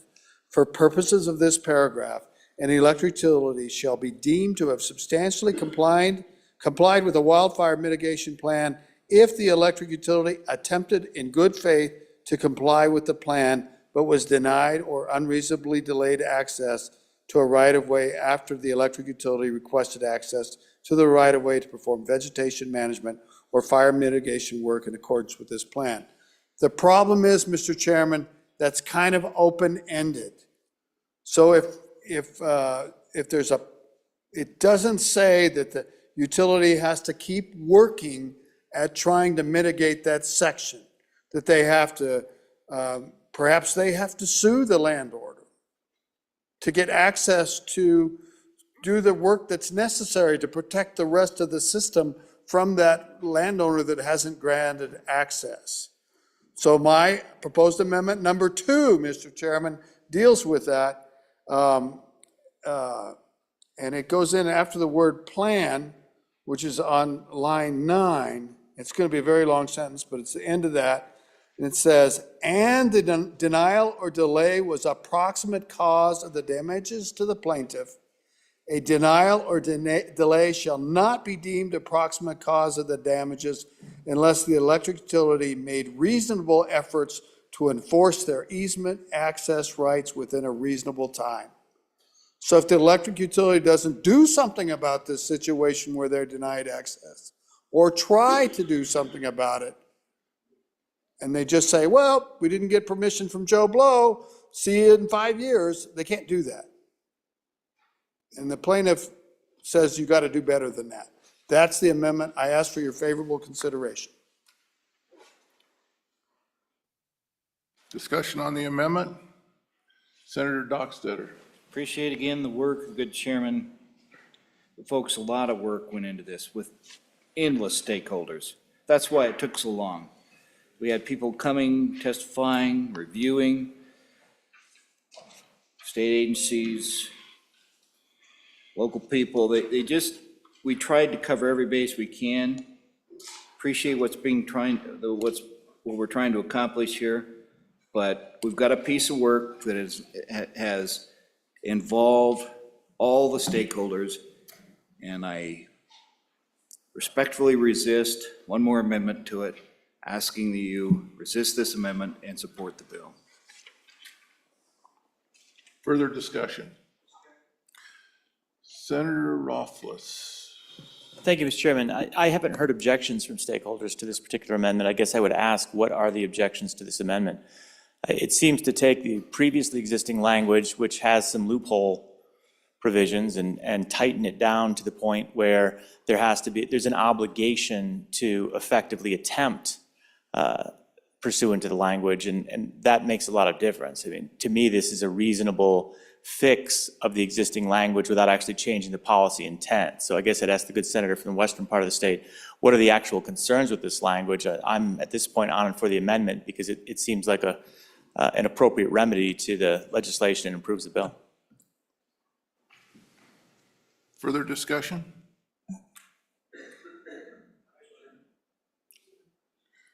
Senator Case. And Mr. Chairman, I got to tell you where the amendment came from. I brought it up in committee because that's a pretty big loophole. If I can say the wildfire started on your property, sir, and you didn't let me in there, then all you other landowners in this room can't sue me. You can't get to me. But if I was really kind of negligent, you said you wouldn't let me on your property, but I didn't really pursue that. And a period of time goes by when I really should pursue that, even if it means going to court to sue you, sir, to get access. That's a problem that the utility has done, you guys. And you're all left out because I could use that as an excuse. Now, that's not fair either. So we're looking for balance, and I hope, Mr. Chairman, you'll support me on this amendment. Honestly, I think if the working group would have thought of this, they might even agree with this, but I don't mean to speak for them. I don't think this came up in the discussions. Thank you, Mr. Chairman. Further discussion on the amendment. Senator Dockstader? Mr. Chairman, I think there are endless scenarios we could look at. I appreciate what's trying to be done here, but I don't think that having not vetted it through all the stakeholders that were listening to the process and the committee work and the subcommittee work, I'll still stand against it this time. Thank you. Further discussion? Are you ready for the question? All those in favor of Senator Case's motion to adopt Committee of the Whole Amendment number 2 to House Bill 192, please say aye. Aye. Opposed? No. The ayes have it. The amendment is adopted. Back on the bill. The question has been called. All those in favor of Senator Case's motion on House Bill 192, please say aye. Aye. Opposed? The ayes have it. House Bill 192 passes. The Committee of the Whole passes. Committee of the Whole. Thank you.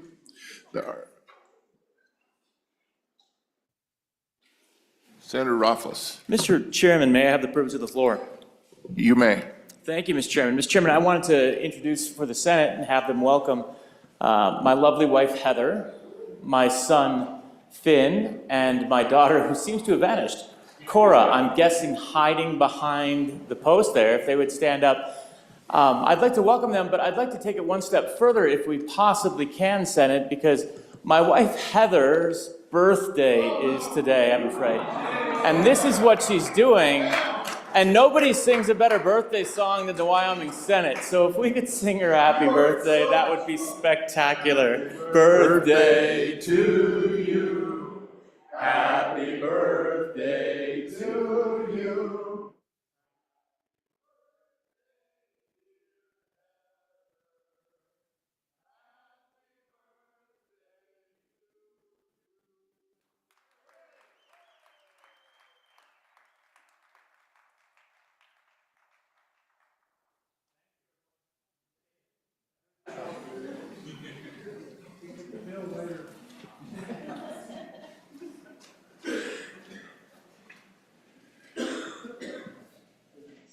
Senator Case. Senator Case, do you have? Okay, thank you, sir. Okay, our next bill for consideration is House Bill 79. Reading clerk, will you read in the House bill? House Bill 79 engrossed bond election voter threshold requirement, an act relating to elections sponsored by Representative Stivar, was referred to Committee Number 7, which returned a committee recommendation that it do pass amended. Ayes, Senators Boner, Case, Dockstader, Steinmetz, and Landon. Senator Case, Chairman. You've heard the reading of the bill. What's your pleasure? Senator Case. Mr. Chairman, I move that when the Committee of the Whole rises to report, that it do so with a do-pass recommendation on House Bill 79, bond elections voter threshold requirement. There is a standing committee amendment. I'd like it read in at this time, and I'll move it, but then we'll yield to the floor manager. So, House Bill 79, Standing Committee Amendment Number 1 to engrossed copy, page 3, line 2 after. and Mr. Chairman, I would move the Standing Committee Amendment Number 1 to House Bill 79 so that it's on the table. If the floor manager doesn't wish to pursue the amendment, I'll pick it up after there, and I'd ask that you call on Senator Steinmetz, please. Thank you, Mr. Chairman. Fellow senators, I bring you a good little bill that I hope won't take quite as long as the last one. This is a short bill, and I'll tell you where the amendment goes when we get there. This just deals with bond elections. We're wanting to make sure, if you go on to page 2 of your bill, that when we have a bond election that is held on a day other than the general election or the same day, it shall not be approved unless a majority of the ballots cast are in favor of the proposal and they are 25% plus one. Fellow senators, in our committee meeting, we had representation of some bond elections that have only been 4% participation in those, and we just feel like these are important enough that we need more participation in that. So if you go over to the next page, that's where the amendment comes in. They would be able to present the bond issue again at the next general election or at another time pursuant to this act. We put a period in line 2 behind act and delete the rest of the sentence and this bond election in the next sentence. We didn't want to prohibit them from pursuing that election at another time, so we didn't want to be too prescriptive. With that, Mr. Chairman, I would call for a question on the amendment, and then if anyone has questions on the bill, I would answer those as well. Any questions on the amendment? If not, the question's been called. All those in favor of Senator Steinmetz's motion to adopt Standing Committee Amendment Number 1 to House Bill 79, please say aye. Aye. Opposed? The amendment is adopted. Back on the bill. Question. Question has been called. All those in favor of Senator Case's motion to House Bill 79, please say aye. Aye. Opposed? House Bill 79 passes committee of the whole. Our next bill for consideration is House Bill 154. Reading clerk, will you read in the House bill? House Bill 154, False Voting Amendments, an act relating to elections, sponsored by Representative Brady, was referred to Committee Number 7, which returned a committee recommendation that it do pass amended. Aye, Senators Boner, Dockstader, and Steinmetz. No, Senators Case and Landon. Senator Case, Chairman.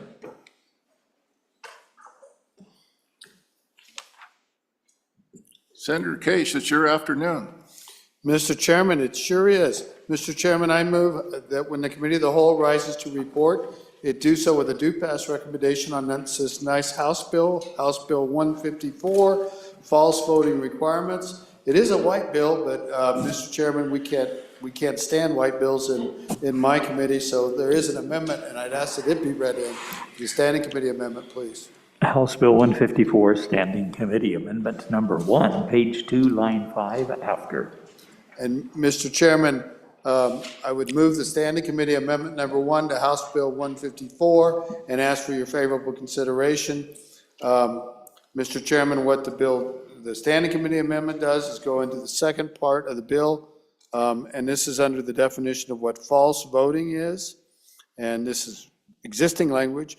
False voting consists of performing any of the following acts in connection with or related to the election process or an election.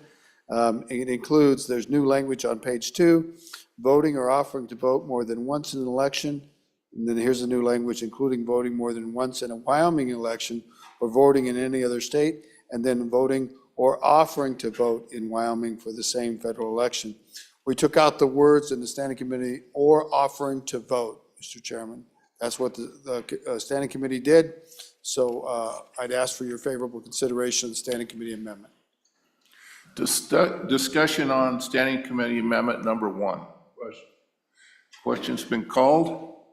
All those in favor of Senator Case's motion to adopt standing committee amendment number 1 to House Bill 154, please say aye. Aye.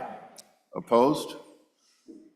The amendment is adopted. And Mr. Chairman? Back on the bill, yes. To finish Senator the Case. discussion of the bill, I ask you call on the co-sponsor, Senator Pearson.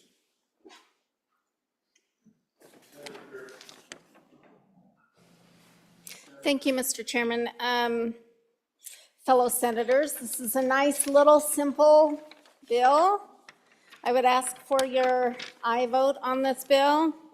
So basically, this bill is just a cleanup bill, a proactive bill.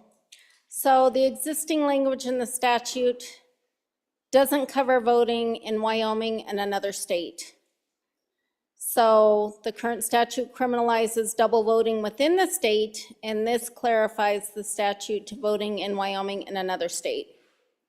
And then also, there's an addition adding the Secretary of State.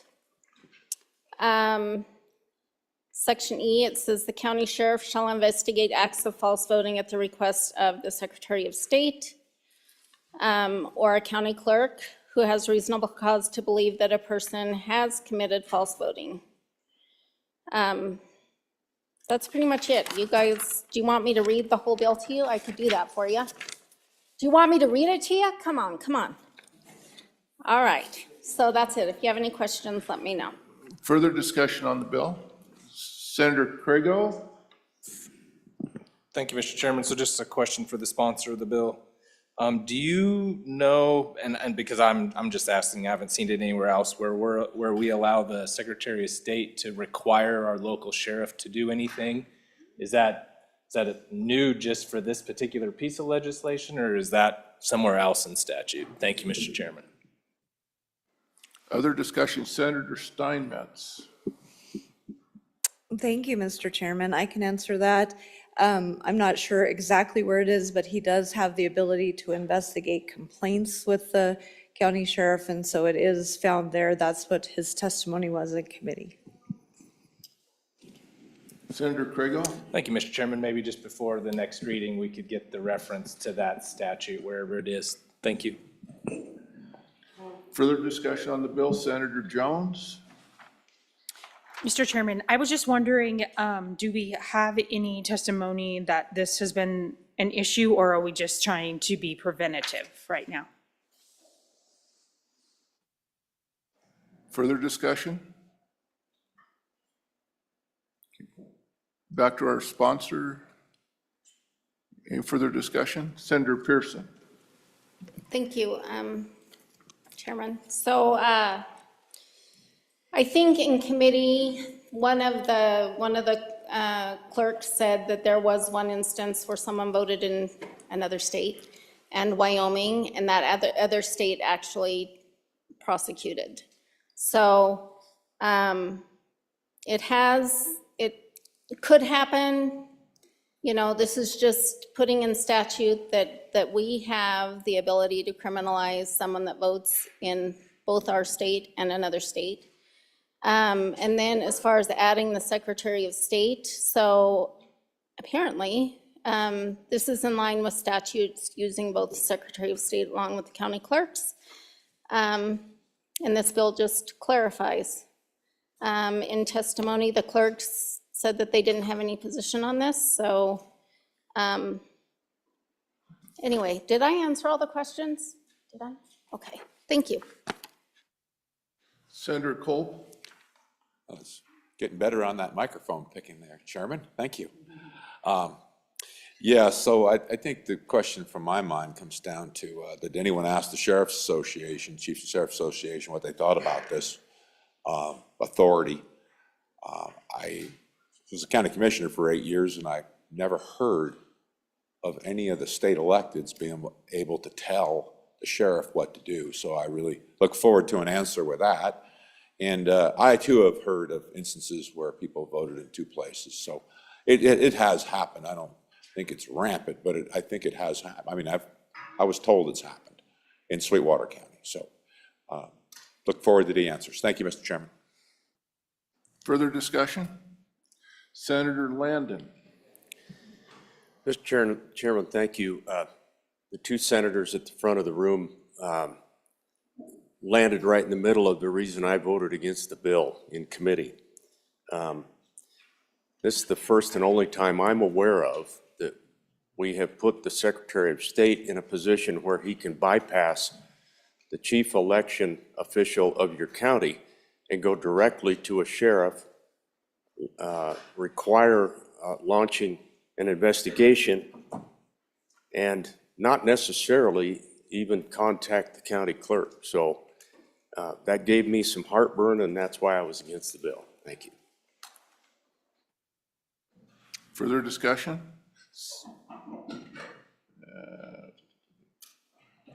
Senator Cooper. Thank you, Mr. Chairman. I'm really hung up on this Secretary of State thing.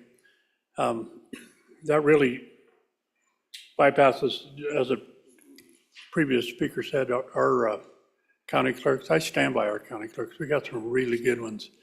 And these folks are as thorough as anybody could be. They've got their thumb on this thing.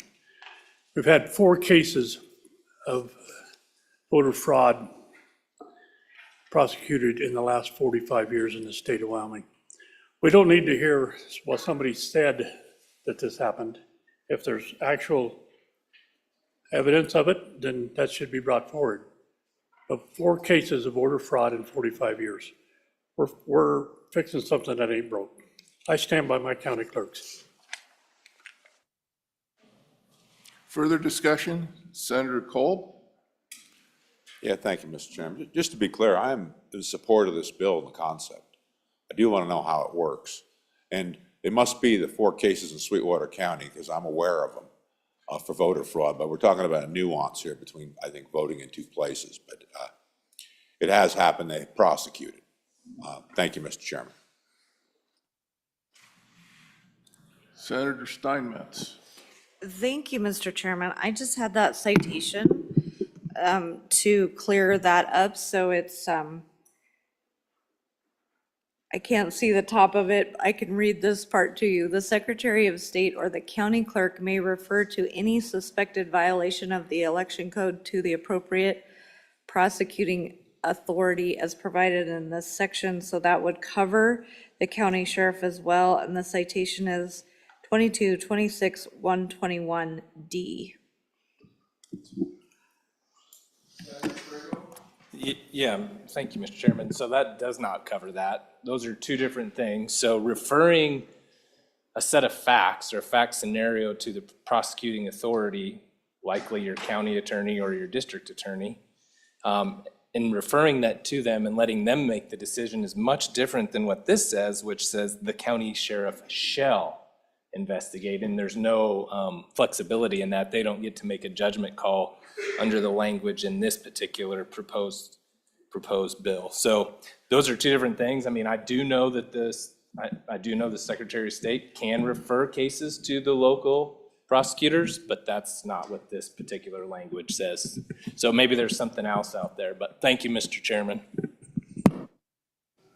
Further discussion? Senator Pearson? Thank you, Mr. Chairman. So in committee, there was a suggestion, and I don't know why it wasn't formed into an amendment, where the wording could say, false voting at the request of the Secretary of State in conjunction with the county clerk who has reasonable cause to believe that the person has committed false voting. So at the end of the day, the Secretary of State may get a complaint in his office, and what is he supposed to do? Right? So if he's working in conjunction with the county clerk, I mean, what is he supposed to do? Not all the time do the complaints go just to the county clerk. He is our election officer. So if we got this passed on, we could make some better wording. But at the end of the day, he is our election officer, our elected election officer. And I'm sure that if he receives a complaint to his office, he needs to be able to rectify that, have some avenues to look into that. So still asking for your aye vote on this bill. Thank you. Let's go to Senator Jones. Mr. Chairman, so I'm just trying to get this straight a little bit. It seems like my sheriff informed me that they already do this. So is the only thing different about this bill is that we're adding the Secretary of State as a new layer into this? Because it sounds like in my part of the state, it's not broke. So I think we've got a handle on it. So I'm just trying to figure out what the nuances of this bill. Yeah, thank you, Mr. Chairman. I think it's in the bill title. If we read the bill title, it says the Secretary of State to request an investigation. So I think as long as this gets amended to reflect that on the body of the bill, it sounds like it's acceptable. I mean, it works. So thank you, Mr. Chairman. Further discussion? Senator Schuler. Thank you, Mr. Chairman. My question here is, it just seems like we're putting the cart before the horse. This is a county issue. Our county clerks, who I have great faith and trust in, if they find that there's an issue, which, like I say, we've only had, 2 or 3 maybe in the last 20, 30 years, they would, I'm sure, want to investigate, since this all seems to be at the county level. You've got them, and you've got the sheriff, and you've got the district attorney. So my thought is, why wouldn't they, if there was an issue, they would probably contact the Secretary of State. But putting the horse in front of the cart by having the Secretary of State be in the front of this instead of people that are boots on the ground just doesn't make any sense to me. Senator Pearson. Thank you, Mr. Chairman. So the meat of this bill is so that if there is false voting in our state and another state, that it's in statute that we can prosecute that. That's what the meat of the bill is about. It's not about Secretary of State, not Secretary of State. The meat of the bill is so that we have an avenue to prosecute people if they are voting in another state and the state of Wyoming, because we don't currently have that. Thank you, Mr. Chairman. Other discussion? We're beating this horse. Senator Landon. Mr. Chairman, thank you. I would just point out that the original language in paragraph 4 says voting or offering to vote more than once in an election. I think we were covered. So the issue for me is the Secretary of State's language in paragraph E. So that's what the bill does. That's why I voted against it. Thank you. Senator Hutchins. Thank you, Mr. Chairman. We did this in another bill. It was absentee ballots request forms, and we added the Secretary of State because, Mr. Chairman, there are times when the Secretary of State does get involved, and instances such as what happened during COVID and the executive orders, the Secretary of State was added. So I think this should be okay. Thank you. Senator Barlow. Thank you, Mr. Chairman. So I'm actually going to ask not about Secretary of State, but about the language on line 6, page 2 of the bill, federal election. So the language, so we have multiple types of elections in Wyoming. And if someone is voting in another state in Wyoming, this would say it has to be for a same federal election. Well, residency matters, whether it's a bond issue in a May ballot or something, and then you're voting in an August or a November ballot. But if you voted in one state for one reason and another in one type of event that did not include a federal election, i.e. a May ballot on a bond issue in your community where you're supposed to be a resident, and then November, you vote in another state on that federal, this seems to preclude, and maybe that's not a problem to some folks, but it seems like it could be a problem. So this seems to preclude that being untoward or illegal, that scenario. So maybe that's not a scenario that's out there, but it seems like it's possible. That's about a residency issue. That would be false voting because they're creating, they have two residencies potentially, or they're using different times for different residencies. Let's think about that in the context of some of the improvement districts and different things. Maybe you don't have to be a resident for an improvement district, but bond issues and others, I think you probably do. So any thoughts on that language about the federal election and not the Secretary of State? Thank you, Mr. Chairman. Senator Steinmetz. Thank you, Mr. Chairman. Well, thank you for that question, because the definition of an election, when used, it's without qualifying adjectives, means all elections participated in by the voters of a city, town, county, or district of the state. And that's the loophole that this bill seeks to address, because it's just talking about our state elections, and so it's seeking to clarify they can't vote in an out-of-state election. And so you never know when a bill's going to be simple or not. Thank you. Senator Cooper. Thank you, Mr. Chairman.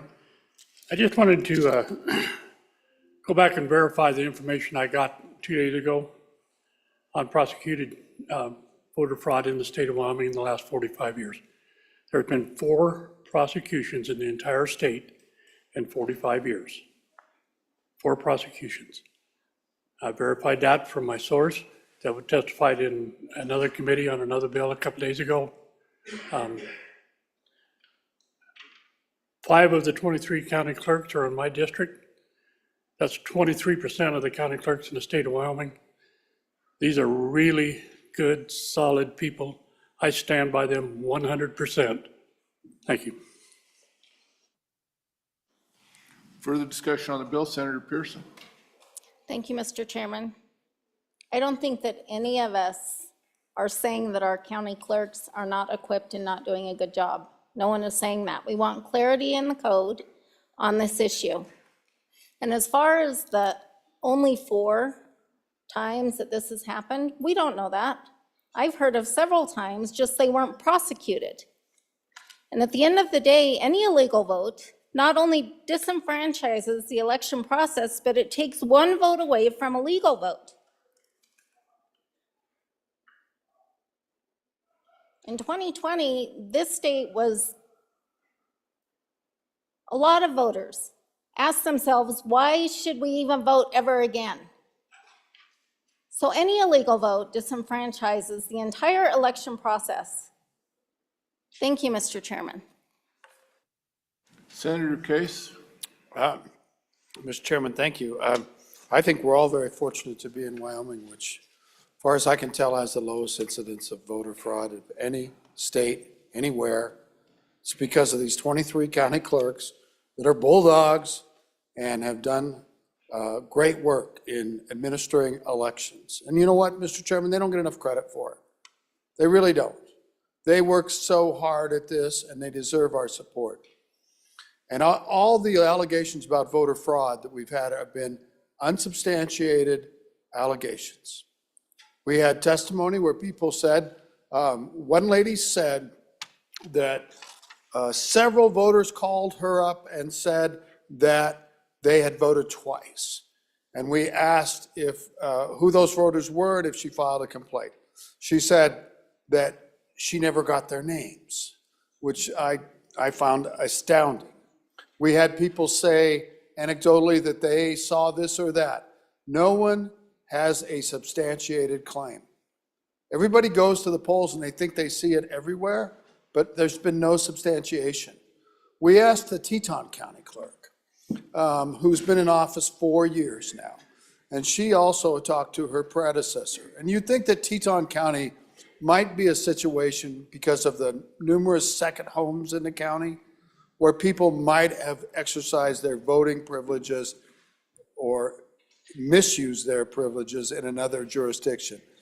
And she said that in the 27 years of her predecessor and the 4 years of her term, that has never happened.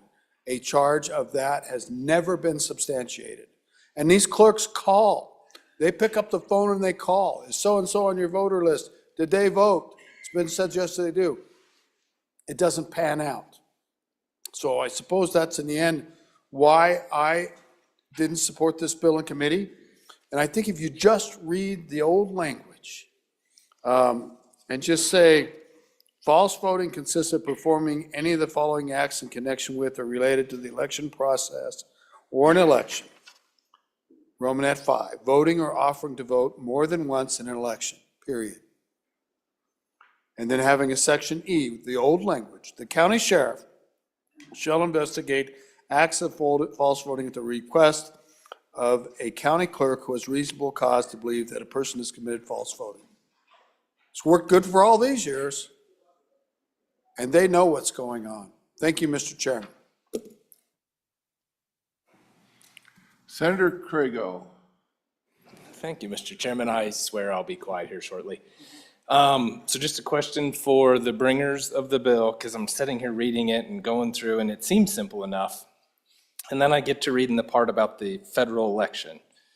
And it appears to me it's only a violation of this proposed language if you vote in the other state first and then vote in Wyoming. So if you want to evade the language, you just vote in the federal election first in Wyoming and then run across the state lines and vote somewhere else. So you still get to double vote. Am I reading that correctly? Thank you, Mr. Chairman.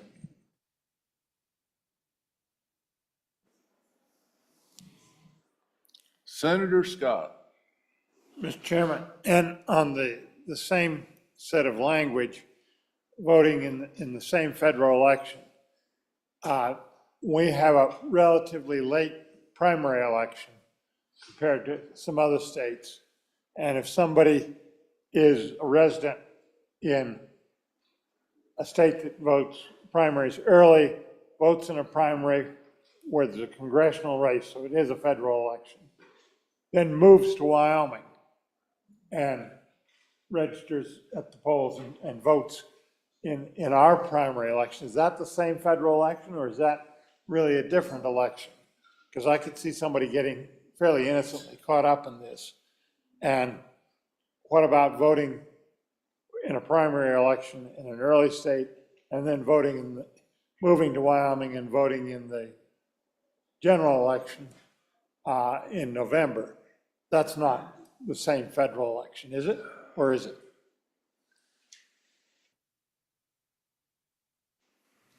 Further discussion, or are we ready to vote? The question's been called. All those in favor of Senator Case's motion when the committee of the whole rises to report that it does so with the favorable recommendation of House Bill 154.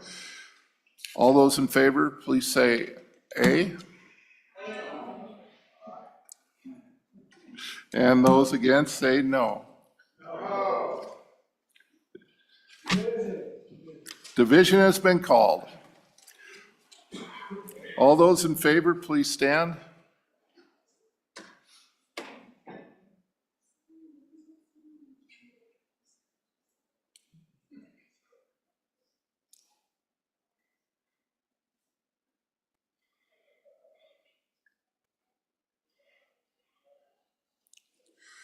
$15. All those opposed?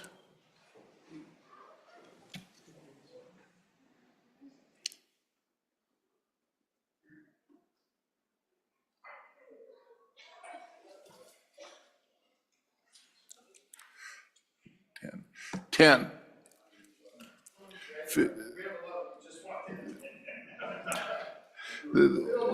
House Bill 154 is passed committee of the whole. The next bill for our consideration is House Bill 90. Will the reading clerk please read it in? House Bill 90 engrossed Anthrax Outbreak Protocol, an act relating to agriculture, livestock, and other animals sponsored by Representative Davis. Was referred to Committee Number 5, which turned to committee recommendation that it do pass amended. Ayes, Senators Crago, French, McEwen, and Pearson. No, Senator Ide. Senator French, Chairman. You've heard the reading of the bill. What's your pleasure? Senator French. Thank you, Mr. Chairman.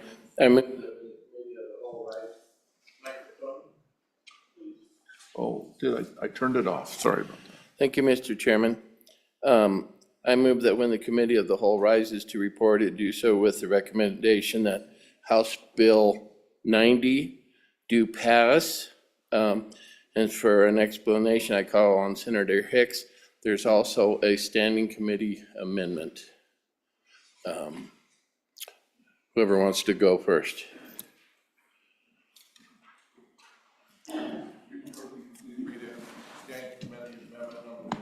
House Bill 90, Standing Committee Amendment Number 1 to engrossed copy, page 1, line 3, delete. Senator Hicks. Mr. Chairman, I move Standing Committee Amendment Number 1 to House Bill 90 and ask for your favorable consideration.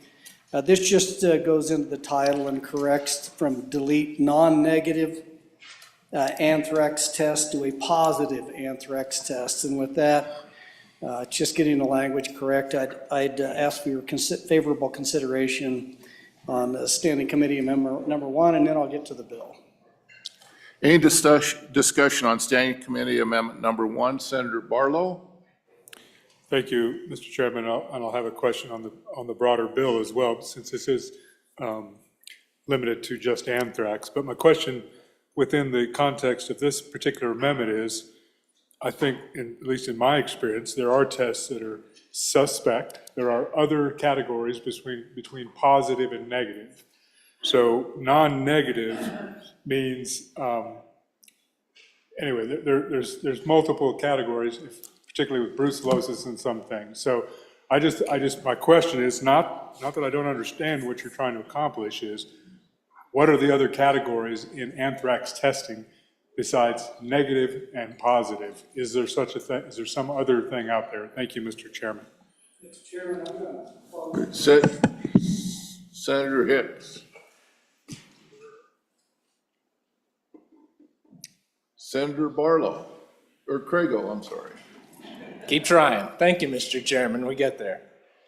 Just to answer that question quickly, that was a request that was submitted to us by our state vet. And they actually they're working on, have rules in place, and so this will correspond to their rules. And it's only in the title, so to be honest with you, it's of minimal value, but they requested it, and so we went ahead and made that amendment in committee. Thank you, Mr. Chairman. Now to Senator Hicks. Mr. Chairman, it's good to have friends out here, I'll just tell you, bail you out once in a while. So back on the bill, members, just a little background on here. We had an anthrax outbreak in Carbon County and a cattle herd. Lost a lot of cattle over there, and because we have it's very, very rare. I don't think there's been an anthrax outbreak in the state of Wyoming well in excess of 40 or 50 years. In a lot of circles, it was anticipated that this thing had been eradicated. So this thing showed up, lost a lot of cattle, started dying, and thanks to the good work of our state veterinarian, got called out on a late weekend, went over and did an investigation. And because this is a zoonotic disease and it has been used as a weapon of mass destruction, once it was identified, it also has to bring in Homeland Security, because of that potential utilization as a weapon of mass, a biological weapon. This bill just says and I will just tell you, one of the byproducts of not having to deal with this is we really didn't have any protocols in place whatsoever. The neighbors wanted to know why cattle were dying, what's going on over there. You got all this flurry of activity out there and just a lack of information. The bill just goes in and says the livestock board shall create rules. Pretty simple little directive. Standard notification protocols to inform producers, veterinarians, brand inspectors, and other agencies with jurisdiction. And because it is anthrax, that would be the Office of Homeland Security here, would be one of those other agencies. With that, Mr. Chairman, I'd stand for any questions. If there's no questions, ask for an aye vote on the bill. Senator Ide. Thank you, Mr. Chairman. It seems like I always get up here to defend my no vote because I have a lot of them, but this, I was on the committee. We heard from some of the state agencies, Livestock Board, the Ag Lobby. They spoke that this bill is unnecessary.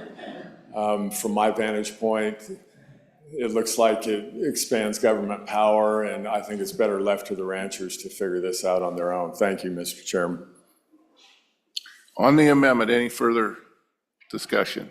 Senator Barlow.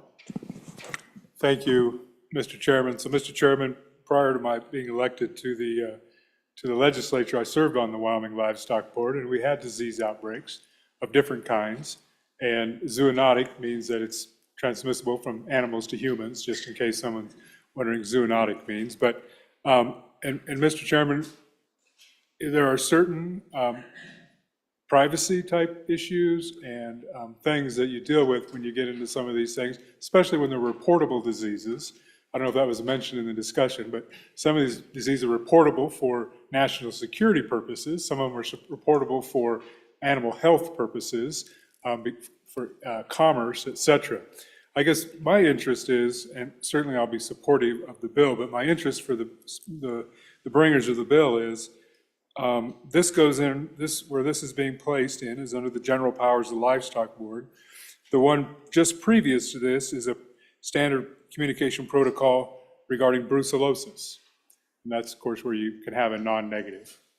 So it's a little different potentially. But my question is why wouldn't we actually have this broader than just one disease? Why wouldn't we actually have it something that said, there's a disease outbreak that has, a significant concern for whatever reasons. Why wouldn't we have something that's broader than one disease at a time? Like I said, there's many other diseases that are zoonotic, that are highly transmissible, that are et cetera. And is the state veterinarian going to say, or excuse me, the livestock board say, sorry, we can't do this because we don't have the authority to establish this plan because that disease is not limited. I would argue that you could probably say regarding brucellosis or any other disease outbreaks that may be of significance or something. I just throw it out there for consideration by the sponsors, and certainly we can get feedback from the agencies involved, but it seems to be more prudent to me, having served on that board. We think we know what the scope of the work is, but then if you're explicit about, too explicit about statute, then you don't get the latitude you need sometimes to actually do things when they come up. So thank you, Mr. Chairman. Further discussion? Senator Hicks? Yeah, Mr. Chairman, I'll take a stab at that. One of the things that specific to anthrax is it has been cultured and used as a biological weapon. In fact, it was prohibited, and I think it was a biological weapon treaty. It was particularly in World War I, and so it's much more deadly than something like brucellosis and some of the other zoonotic diseases out there. And there is, and one of the reasons to go through a rulemaking process, there's absolutely privacy concerns, but there's also, because it's so deadly, and one of the things with anthrax, once it gets in the soil, it can lie dormant for decades after decades after decades. And so part of the justification here is because of the zoonotic nature, because it is a regulated biological weapon around the world, because it has been used in the past for that very purpose. We call this out for more than anything else for that reason. The rulemaking will identify and try to address that privacy issue.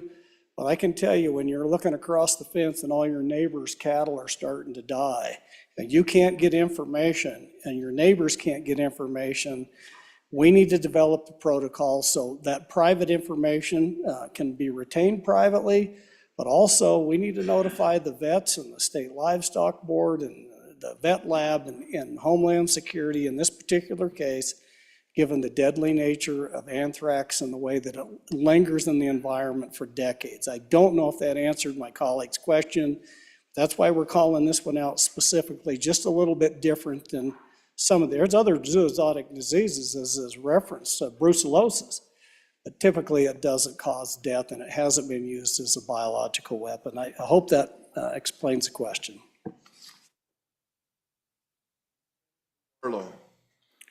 Thank you, Mr. Chairman. So I'll stop quickly, soon. And I appreciate the discussion and that there are other endemic, meaning they're here in Wyoming. I want the public and my colleagues to understand, this is not anthrax. It was introduced in a nefarious manner. This is likely naturally occurring.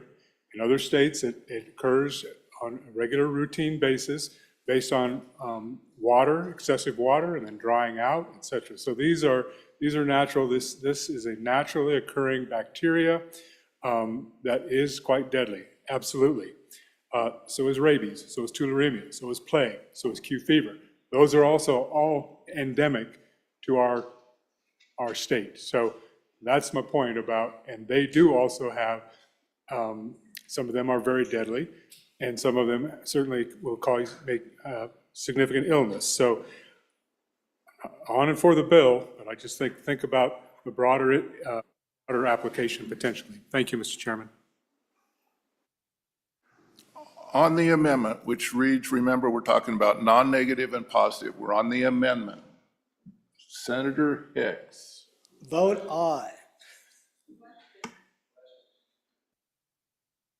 Question has been called. All those in favor of Senator Hicks's motion to adopt Standing Committee Amendment number 1 to House Bill 90, please say aye. Aye. Those opposed, no. The amendment is adopted. Back on the bill. Senator Hicks. Mr. Chairman, there's always a risk when you come out here on the floor and you know, if you're a non-attorney and you want to debate legal codes, and then you bring out a zoonotic disease bill and you got a veterinarian in the body. But I do welcome my colleague's assistance, given his level of expertise on this issue. But let's vote this and we can move it down the road.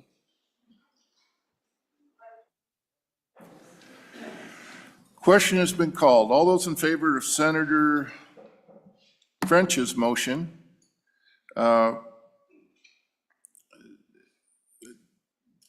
that when the committee of whole rises, that it do so with favorable recommendation on House Bill 90. All those in favor say aye. Aye. Opposed? No. House Bill 90 has passed the committee of the whole. The next bill up for consideration is House Bill 122. Will the reading clerk please read it in? House Bill 122 engrossed Senior Citizen Service Discounts Authorization and Renewal Act relation to counties, sponsored by Representative Conley. Was referred to Committee Number 7, which returned a committee recommendation that it do pass. Ayes, Senators Boner, Case, Dockstader, Landon, and Steinmetz. Senator Case, Chairman. You've heard the bill. What's your pleasure, Senator Case? I move that when the committee of the whole rises to report, that it do so with a do pass recommendation on House Bill 122, senior citizen service, not discounts, although I know that got the attention of all the seniors here. It's actually districts, authorization and renewal. So it's a good little bill. It came out of the committee with no amendments, and I'd ask you to call on Senator Crago to explain where you can get your discount, Mr. Chairman. Senator Crago.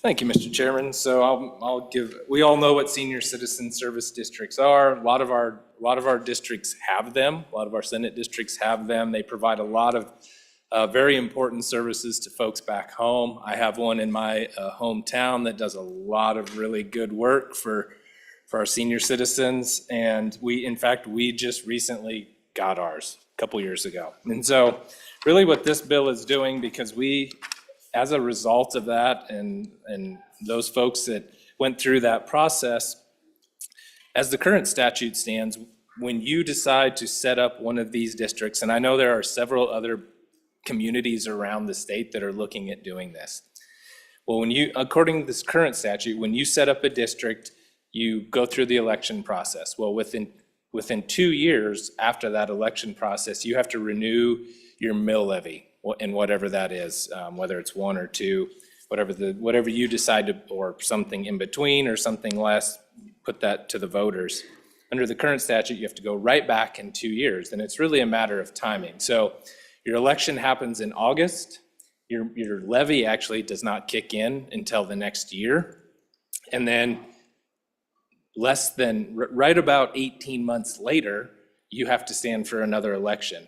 Well, the problem we're having, and these districts have found that they've had, some of the newer ones that have been set up, is proving in that amount of time that what the mill levy is intended to do is actually doing that, and providing the resources and using the money wisely, and getting those resources put together so they can't, can actually help all of their senior citizens in their district. And so all this bill does is say, you have the election, you get the mill levy approved, then you have 4 years to show that it's doing what it's supposed to do, rather than the 2 years, in which in actuality is only 18 months or thereabouts. Actually, it's less by the time you have to start putting together a group of folks to work on the campaign and make sure you get out and talk to the folks in the community and find out whether it's worth doing or not. So that's what it does. Interestingly enough, Mr. Chairman, there are 27 different types of special districts in the state. This one is unique. It's the only one where you only have 2 years to prove whether or not the district is doing its job. And so we just want to be put on parity, at least with a couple of the others. Actually, even then, it will still be fairly unique. There's only one other district that has to do that like that. And so most of the rest of them, once your mill's in place, it's in place for a while, or for a longer period, at least 4 years. And so we're just asking that senior citizen service districts get parity with the rest of them and have 4 years to prove up before they have to stand for election. I'm happy to answer any questions, Mr. Chairman. If not, call for the question. Discussion. The question has been called. All those in favor of Senator Case's motion that when the committee of the whole rises to report, it does so with a favorable recommendation on House Bill 122. All those in favor, please say aye. Aye. Opposed? House Bill 122 has passed the committee of the whole. Our next bill up for consideration is House Bill 246. Will the reading clerk please read it in? House Bill 246 engrossed. Wyoming Wednesday, an act relating to legal time and holidays, sponsored by Representative Stivar, was referred to Committee Number 8, which returned a committee recommendation that it do pass. Ayes, Senators Anderson, Brennan, and Pappas. No, Senators Cooper and Cold. Senator Pappas, Chairman. You've heard the reading of the bill. What's your pleasure, Senator Pappas? Thank you, Mr. Chairman. I move that when the committee of the whole rises to report, that it do so with a favorable recommendation on House Bill 246, Wyoming Wednesday. And for an explanation of this bill, I ask you to call on Senator Smith. Thank you, Mr. Chair. Senator Smith. Mr. Chair, I don't overthink this bill. This is a good little bill, as I hear bills referred to from time to time. It's really just a celebration of our state, and it's an effort to bring unity to our communities. And so every Wednesday, this bill is more like a decree almost, will be considered Wyoming Wednesday, brown and gold day. And Wyoming citizens, certainly this will affect probably state employees more than anybody else, can wear brown and gold in recognition of Wyoming Wednesday. Of course, there is if you look at section B, line 4 here, this is one day. So the governor, no later than July 10th of every year, can declare one Wednesday. He can proclaim that Wednesday, requesting an observance of Wyoming Wednesday, where everybody would be requested to wear brown and gold, and as outlined in the previous section. So this is just like I said, good little bill, just building community and state spirit, and go Pokes. I hope I'll stand for questions. Oh, wait a minute. Senator Boner, did I miss anything? Okay, all right. Discussion? Nobody here from Colorado State or anything? Okay. Senator Cooper. Chairman, this is a great bill. We did have some discussion in committee on why this is a bill rather than a proclamation. I'm not sure that it rises to the level of putting it in a green book. And the good senator from Sweetwater and I were in complete agreement on that at that time. I think it's a great idea. I love the idea of pulling everybody together, but should this be a proclamation rather than something we actually put in the green book? I'm not sure it rises to that level. Thank you. Senator Olson. Thank you, Mr. Chairman. I'm just curious why brown and gold and not the Buck and Ryder steamboat? I'm a little confused on why steamboat's not required on Wednesdays.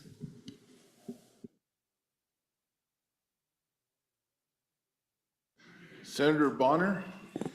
Well, Mr. Chairman, that sounds like a good second reading amendment. We can make this however we want it to be. Now, as far as the idea of it being, a better form one way or the other, I think that it's important that we build on this year after year. That's the benefit of doing it this way, where we have an opportunity to remind our citizens that this is going to be an opportunity to show state spirit right around the birthday of our state on July 10th. So I think there's a good reason for putting it in the green books. I imagine this will gain popularity year over year, and so I think that's a good reason for having the bill. Really, I don't think it's one way or the other. It's still going to be a good program. I wouldn't get too scrupulous over whether it's this way or through a proclamation. Senator Barlow, and then we'll go to Senator Ide. Thank you, Mr. Chairman. So we have Arbor Day, we have Wyoming Day, we have Nellotah Ross Day, we have Native American Day, Pearl Harbor Remembrance Day, Juneteenth Day, Veterans Day, Wyoming Veterans Welcome Home Day, Agent Orange Health Awareness Month, Purple Heart Day, Estelle Real Day, Wyoming Cowgirl Legacy Week, and Moon Landing Day. So I can't imagine, we need another day. We need another day. There's only one left, and I think it ought to be Wyoming Wednesday. Senator Ide. Yeah, I'll be brief here. I always try to be. It's fun to listen to it all. At least we're having a little fun on this one here.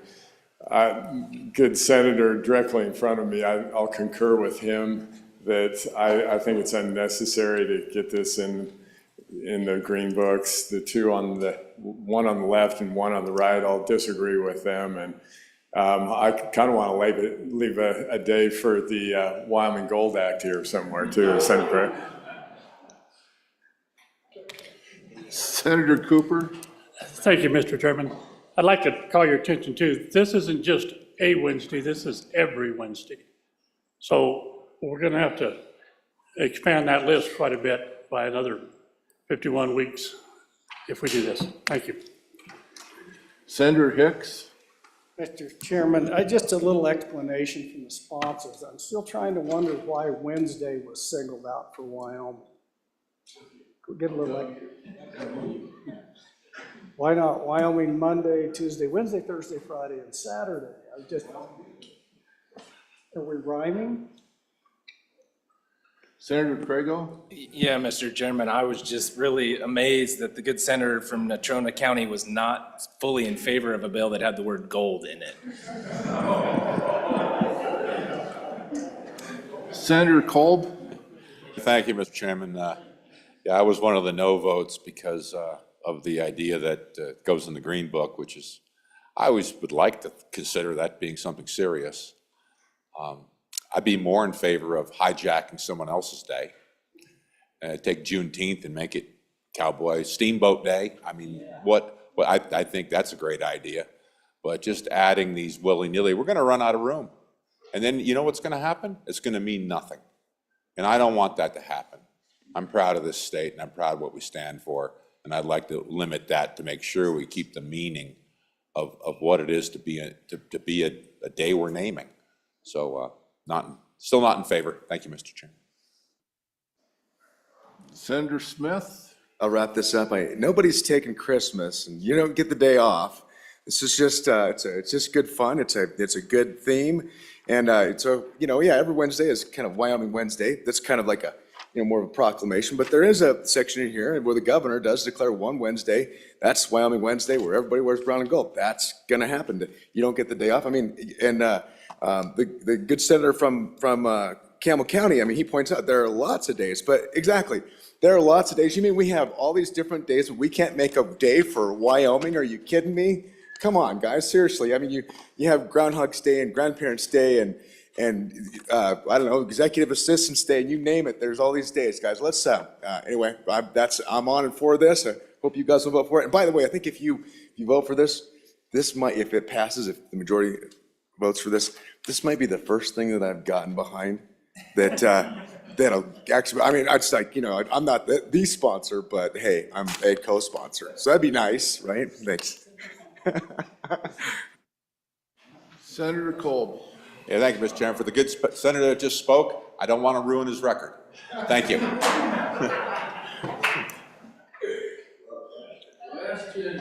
Okay, question's been called. All those in favor of Senator Pappas's motion that when the committee of the whole rises to report that it does so with the favorable recommendation on House Bill 246, say aye. Aye. Opposed? No. The chair can't tell. So it's division. All those in favor, please stand.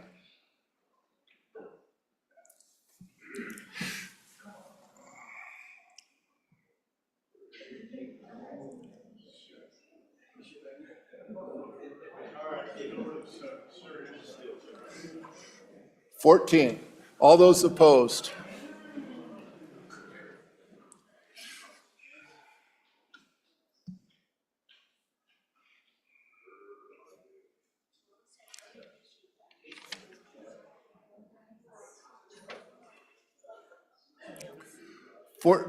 $14. I voted.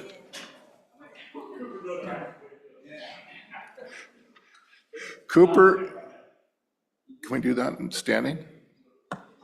We got to do, okay, the bill has failed pursuant to Senate Rule 6-5, having failed a standing division, a roll call vote is required. The chief clerk will call the roll.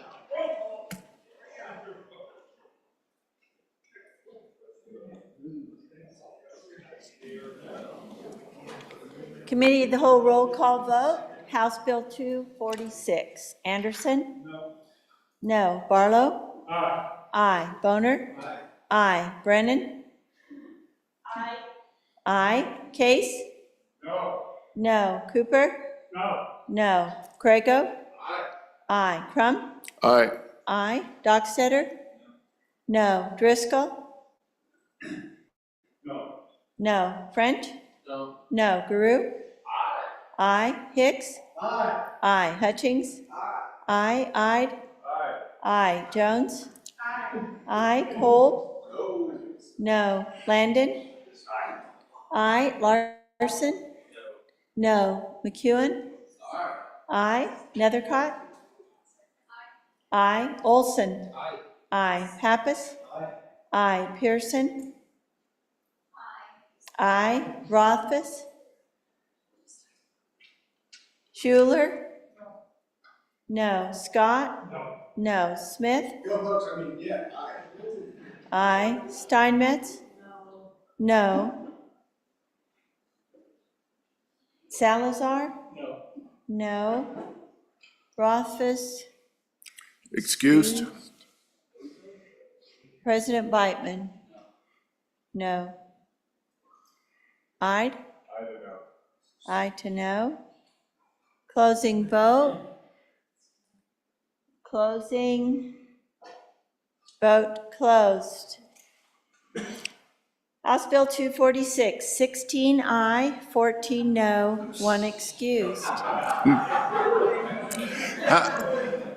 House Bill 248 has passed Committee of the Whole. The next bill up for our consideration is House Bill 156.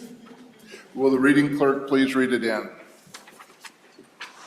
House Bill 156, Proof of Voter Residency Registration Qualifications, an act relating to elections, sponsored by Representative Bear, was referred to Committee Number 7, which returned a committee recommendation that it do pass amended. Ayes, Senators Boner, Case, Dockstader, Landon, and Steinmetz. Senator Case, Chairman.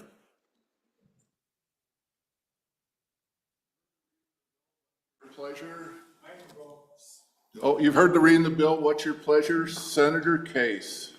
Thank you, Mr. Chairman. On this Corporations Committee Wednesday at the Wyoming Legislature, I'd like to ask that when the Committee of the Whole rises to report, it do so with a do pass recommendation on House Bill 156, Proof of Voter Residency Registration Qualifications.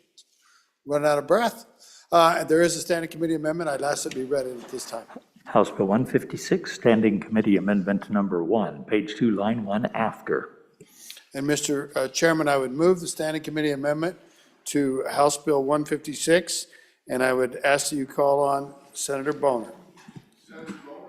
Thank you, Mr. Chairman. The members of the Senate, this is House Bill 156, which is picking up where we had an interim topic in the Corporations Committee in 2023 dealing with durational residency.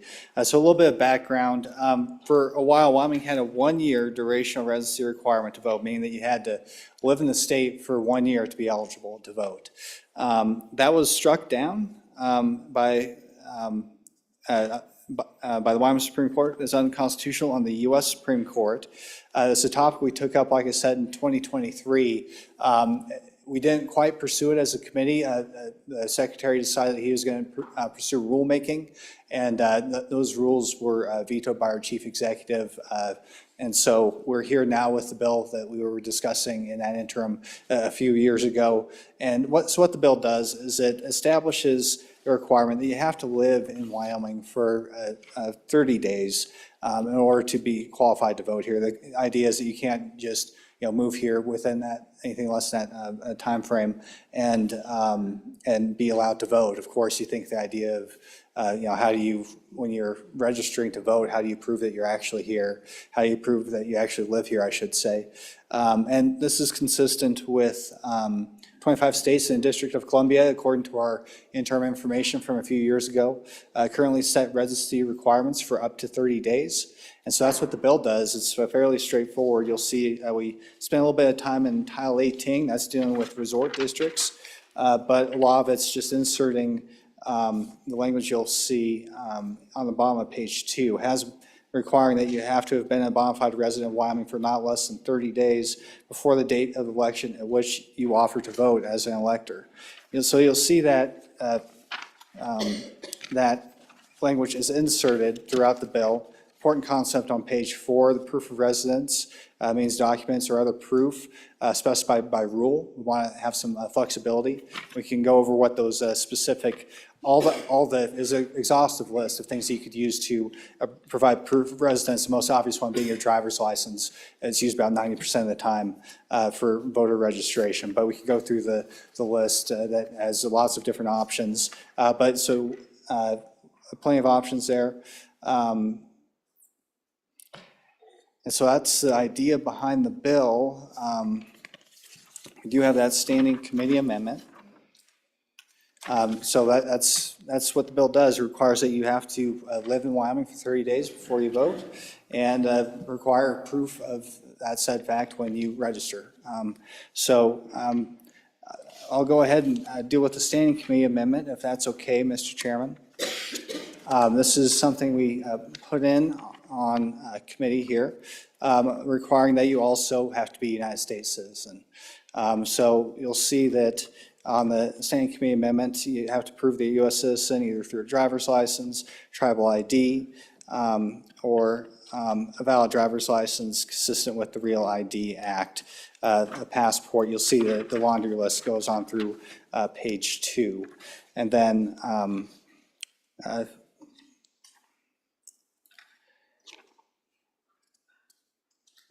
it goes through and also deletes the bottom of page 4, and which is currently states county clerk shall not register a person if it shows that they're not a citizen of the United States and simply says that, that you'll insert the language on lines 18, 19, and 20 on page 2. And so I have the evidence by proving U.S. citizenship as defined in the Standing Committee amendment. So that's the bill.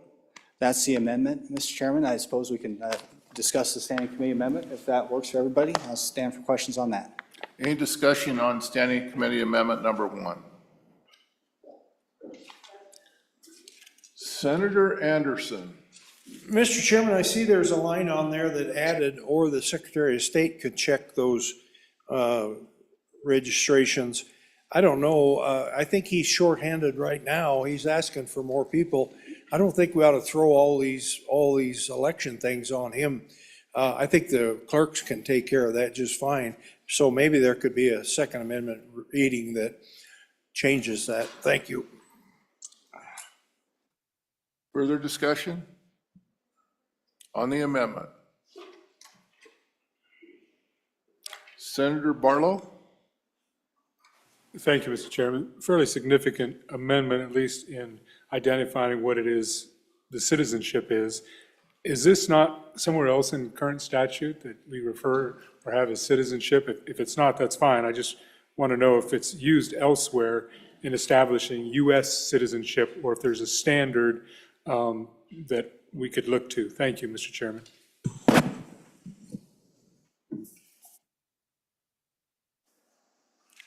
Senator Boner.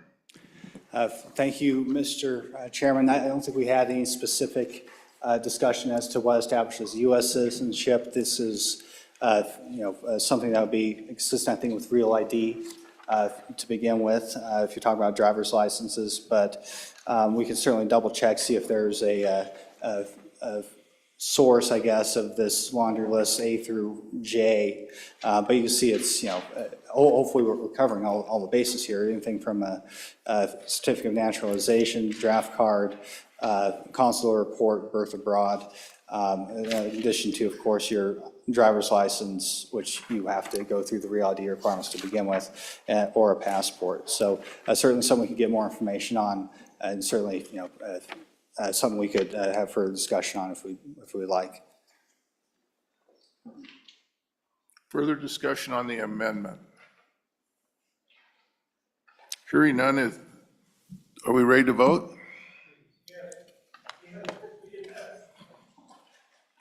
Okay. All those in favor of Senator Case's motion to adopt Standing Committee Amendment number 1 to House Bill 156, please say aye. Those opposed? The amendment is adopted. Back on the bill.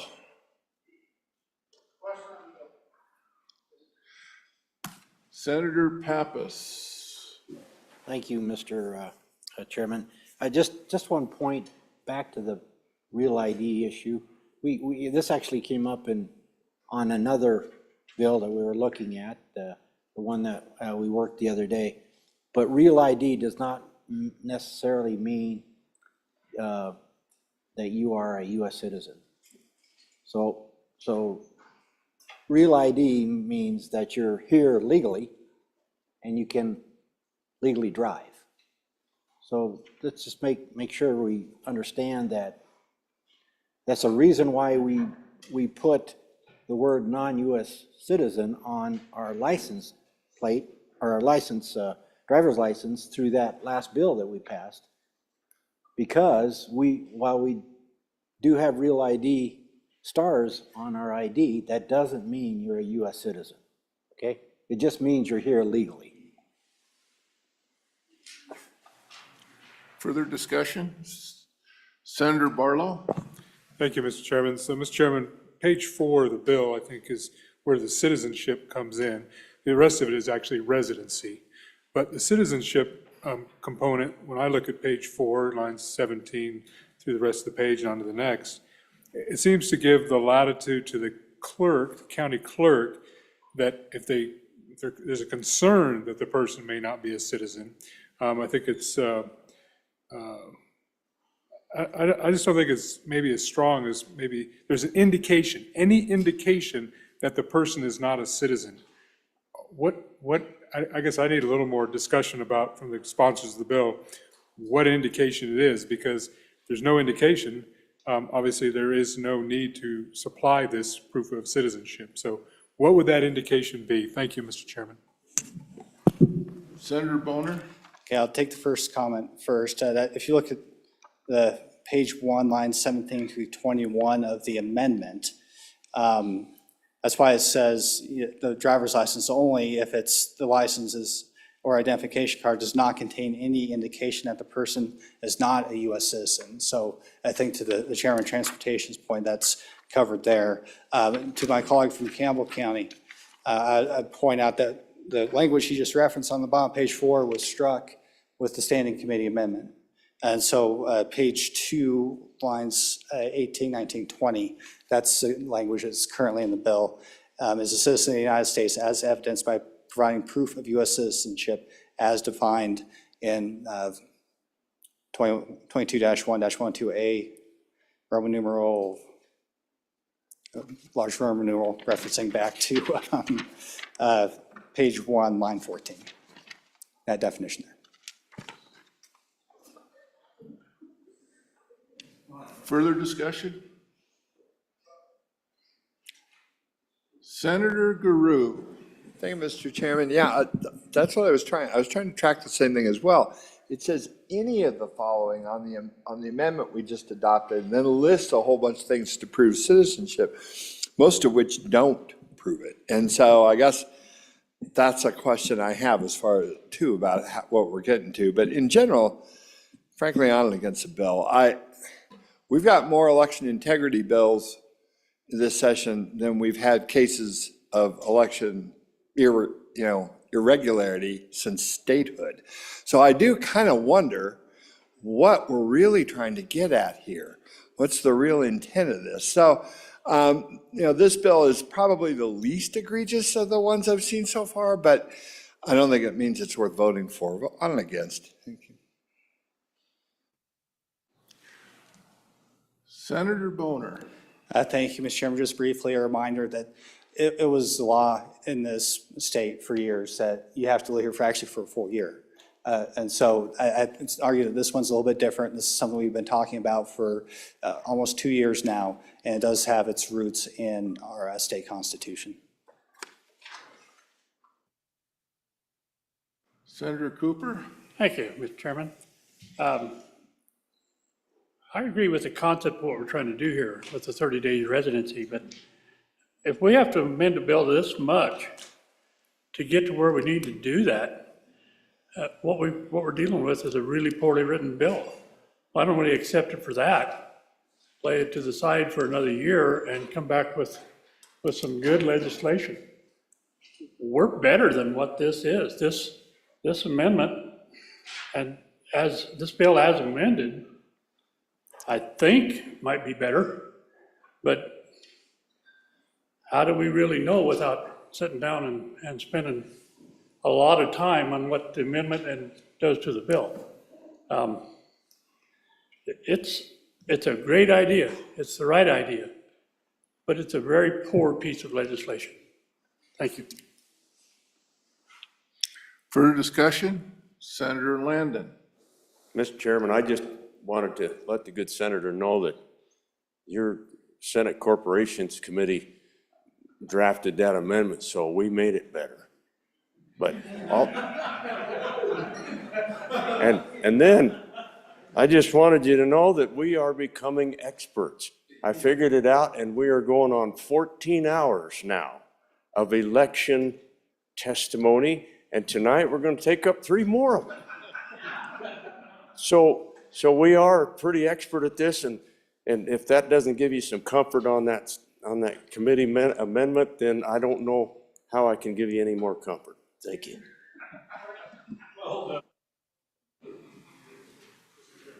Are we ready for the question? Oh, Senator Barlow. Chairman. So, Mr. Chairman, I served on that committee number 7 in a previous legislature, and understand that this was of interest to folks, and we did work on it, and it does become challenging. I guess the question I had then and I have now, the way this is which 30 days before the election? The immediate 30 days before the election, or within 6 months before the election? Because to me, the way I read it, has been a bona fide resident for not less than 30 days before the date of the election. 30 immediate days before the election? I think there has to be a little more of a qualifier there of which 30 days qualifies.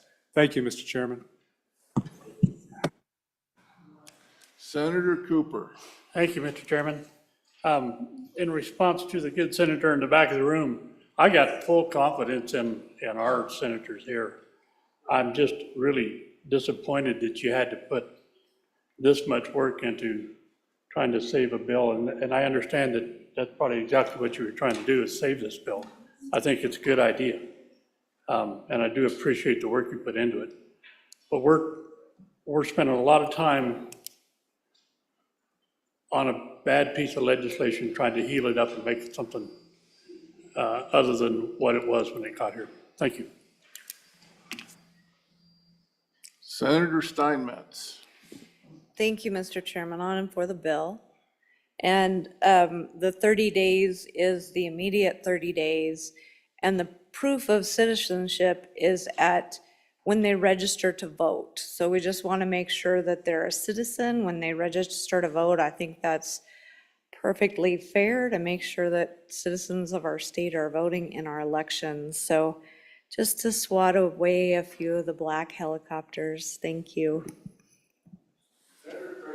Thank you, Mr. Chairman. So I too read it as having a bit of a loophole there on the 30 days. We may have to clean that up and add language that says immediately preceding, because it reads now, you could have been a resident of the state 20 years ago for 30 days and still qualify. So I think we just need to, Mr. Chairman, I think we just need to clean that up as we move the bill forward.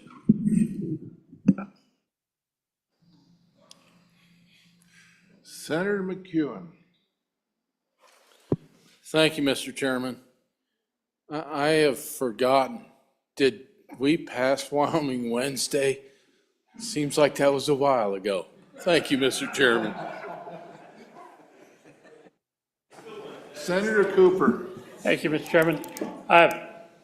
Going back to the title of the bill, we're spending, most of what we're talking about is citizenship rather than residency. And I don't see resident or citizenship. Is it in there? Yeah, it is. Okay, I just want to make sure that the title of the bill is reflecting citizenship rather than just residency. I thought we were trying to establish residency for 30 years or 30 days, but primarily what I'm seeing is citizenship. Thank you. Senator Rothfuss. Thank you, Mr. Chairman. I do have a question, and I must admit it is kind of hard to track the amendment in, but I appreciate the work on it. One of the concerns I have with the idea of providing proof of residency within Wyoming to a standard here is for students at the university and the colleges that move to Wyoming from out of state. And they don't typically have any bills in their names. They certainly don't get a new driver's license immediately. And in fact, they're under no obligation to get a new driver's license while they're at the university. But many of them choose Wyoming as their resident state while they're at the university or colleges. So that's really common. And then they vote locally. And obviously they can choose to either vote back home or locally, not both. And that's how they're told that they have those options, and that's how it's been for a long time. So, Mr. Chairman, my question then to the good committee and the proponents is, how is that going to work then for those students? What would they be providing as their proof so that they can get registered when they don't have their own home, they don't have any bills that are to their dorm room or wherever it is that they're staying? I just don't really see an easy path to get there from here. So how would it work under this legislation?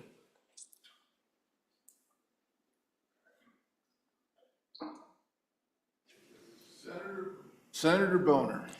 Thank you, Mr. Chairman. So that's a reference to the rulemaking on page 4. And if it's any comfort to my colleague from Albany County, if you don't have a Wyoming driver's license, one of the ways of proving identification and the rules that they submitted was a University of Wyoming or community college or a public school photo ID. So that was contemplated in the rules that they submitted to our chief executive that were vetoed. The secretary gave no indication that somehow the rules would change now that he has rulemaking authority granted specifically in the bill. But I could provide a copy of the rules here if it helps anybody. So. Senator Hicks. Yeah, Mr. Chairman, on the issue of residency for students, it seems that maybe it's overly simplified in the way I'm thinking about it, but when you pay tuition, you either pay resident tuition or non-resident tuition. And the universities and the schools track those tuitions to make sure that they are either one or the other. And so maybe that doesn't address it, but if you're paying non-resident tuition to a school, it seems to me you're not a resident of the state of Wyoming. Senator Rothfuss. Thank you, Mr. Chairman. That is very much not how it is, though. In fact, you can be a full resident for fishing purposes and everything, and still not be a resident for tuition purposes. The university and our colleges have a very different system for calculating your residency than what we have for establishing residency. So many of our non-resident students that are paying non-resident tuition are residents of Wyoming and are residents for voting purposes. There is zero alignment between those two systems. So we've got plenty of students that have been in Wyoming for 3.5 years, residents for every purpose in the world, paying non-resident tuition, and there's nothing they can do about it. Senator Case. Thank you, Mr. Chairman. One thing I would add is that on the issue of residency for voting purposes, it's longer restrictions have been litigated and overturned by the courts. So it used to be common to have a year restriction. 30 days seems to be kind of the longest restriction that the court will support. I know it doesn't seem like long, but we could probably get away with this one, not with much longer. To the good gentleman's question. Thank you. Are we ready for the question? All those in favor of Senator Case's motion that when the committee of whole rises to report that it do so with a favorable recommendation on House Bill 156, please say aye. Aye. Those opposed? No. Motion carries. House Bill 156 has passed division. Division. All those in favor, please stand.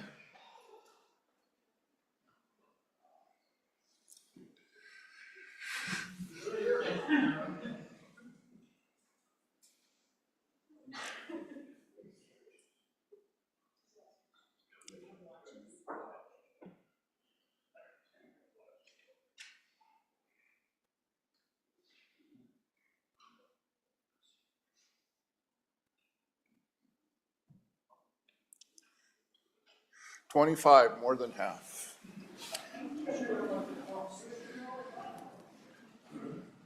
House Bill 156 has passed committee of the whole. The next bill up for, majority floor leader. Well, you get that. Mr. Chairman, I move that the committee of the whole rise and report. Okay, hold on. You've heard the motion. All in favor, say aye. Opposed? Being unanimous,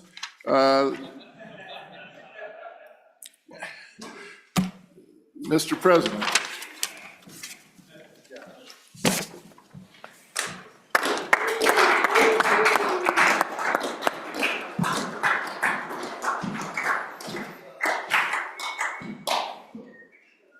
Committee of the whole report. Mr. President, your Committee of the Whole, having had under considerations bills on general file, begs leave to report as follows. House Bill 192 engrossed, do pass amended. House Bill 79 engrossed, do pass amended. House Bill 154, do pass amended. House Bill 90 engrossed, do pass amended. House Bill 122 engrossed, do pass. House Bill 246 engrossed, do pass. House Bill 156, do pass amended. Senator Crum, Chairman. Thank you, Randy. Senator Crum. Mr. President, I move the adoption of the Committee of the Whole report. You've all heard the motion. All in favor, say aye. Aye. All opposed, no. Committee of the Whole report has been adopted. Congratulations, Senator Crum, your first cow.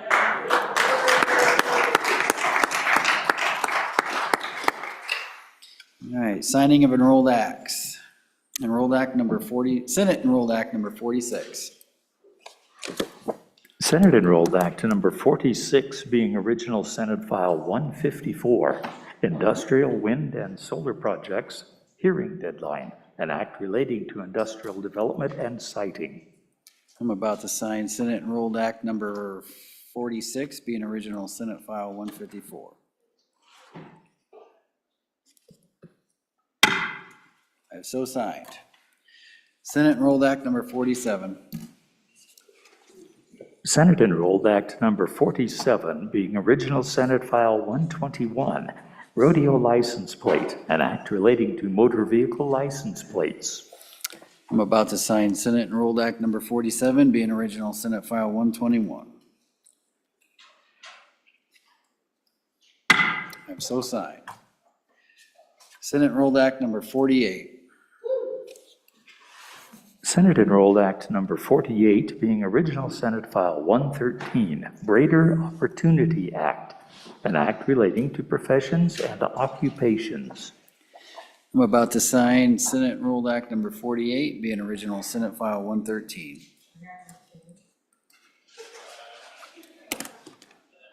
I have so signed.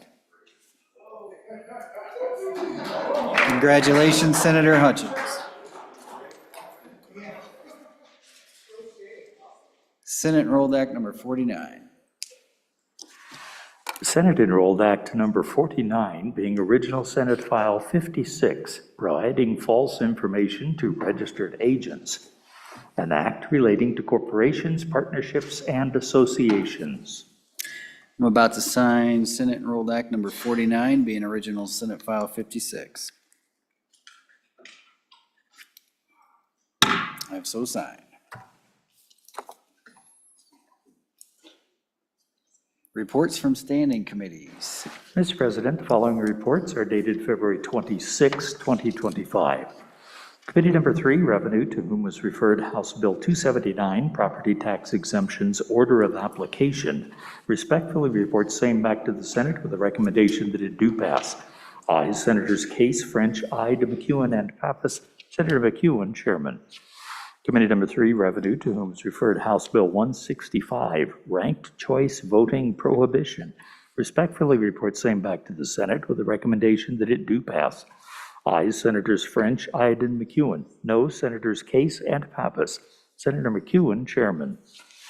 Mr. President, Committee number 1, Judiciary, to whom is referred House Bill 83, engrossed, Child Custody Sex Offense Conviction Presumption, respectfully reports same back to the Senate with a recommendation that it do pass. Ayes, Senators Crago, Hicks, Kolb, and Olson. Excused, Senator Crum. Senator Olson, Chairman. Committee number 1, Judiciary, to whom is referred House Bill 62, engrossed, Prostitution Amendments, respectfully reports same back to the Senate with a recommendation that it do pass. Ayes, Senators Crago, Crum, Hicks, Kolb, and Olson. Senator Olson, Chairman. Committee number 7, Corporations, Elections, and Political Subdivisions, to whom was referred House Bill 190, engrossed, Bond Election Language Process, respectfully reports same back to the Senate with a recommendation that it do pass amended. Ayes, Senators Boner, Case, Dockstader, Landon, and Steinmetz. Senator Case, Chairman. Committee number 7, Corporations, Elections, and Political Subdivisions, to whom was referred House Bill 249, engrossed, Runoff Elections, respectfully reports same back to the Senate with a recommendation that it do pass amended. Ayes, Senators Boner, Dockstader, Landon, and Steinmetz. No, Senator Case. Senator Case, Chairman. Committee number 2, Appropriations, to whom was referred House Bill 259, engrossed, Supplemental K-12 School Facilities Appropriations 2, respectfully reports same back to the Senate with a recommendation that it do pass amended. Ayes Senators Driscoll, Guru, Larson, Salazar, and Smith. Senator Salazar, Chairman. Thank you, Randy. Senator Case, re-referral? Yes, Mr. President, I would request that we re-refer House Bill 249, runoff elections, to the Appropriations Committee. There's a tiny appropriations at the end of the bill, just a couple million. Just a couple million. Absent objection, House Bill 249 is re-referred to Committee Number 2, Appropriations. Okay. Mr. Vice President, can you take the chair for concurrence, please?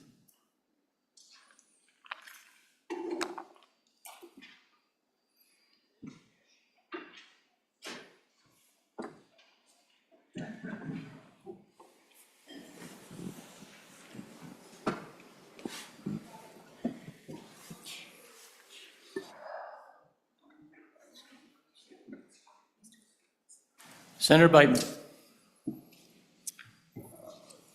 Can we read in message number 372, please? Message number 372, concurrence requested, referencing Senate File 195, Small Business Emergency Bridge Loan Program.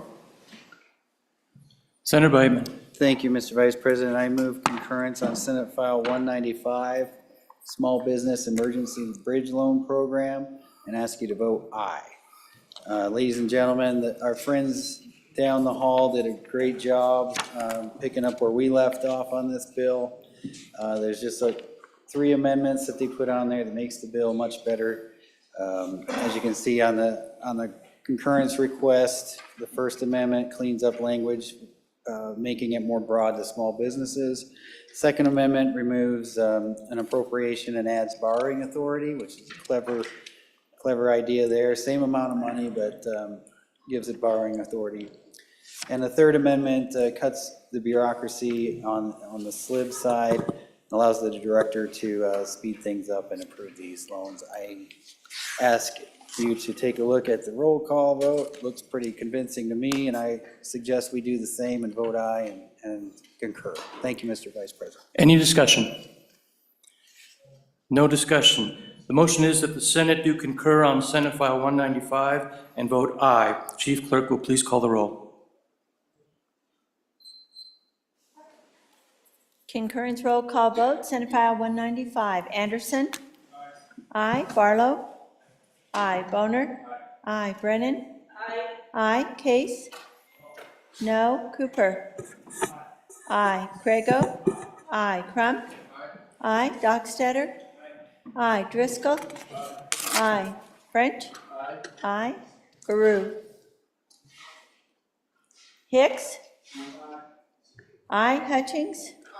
Aye. Ide? Aye. Jones? Aye. Cole? Aye. Landon? Aye. Larson? Aye. McEwen? Aye. Nethercott? Aye. Olson? Aye. Pappas? Aye. Pearson? Aye. Rothfuss? Aye. Salazar? Aye. Schuler? Aye. Scott? Aye. Smith? Aye. Steinmetz? Aye. Guru? Excused. Excused. And President Beitman? Aye. Aye. Closing vote. Closing.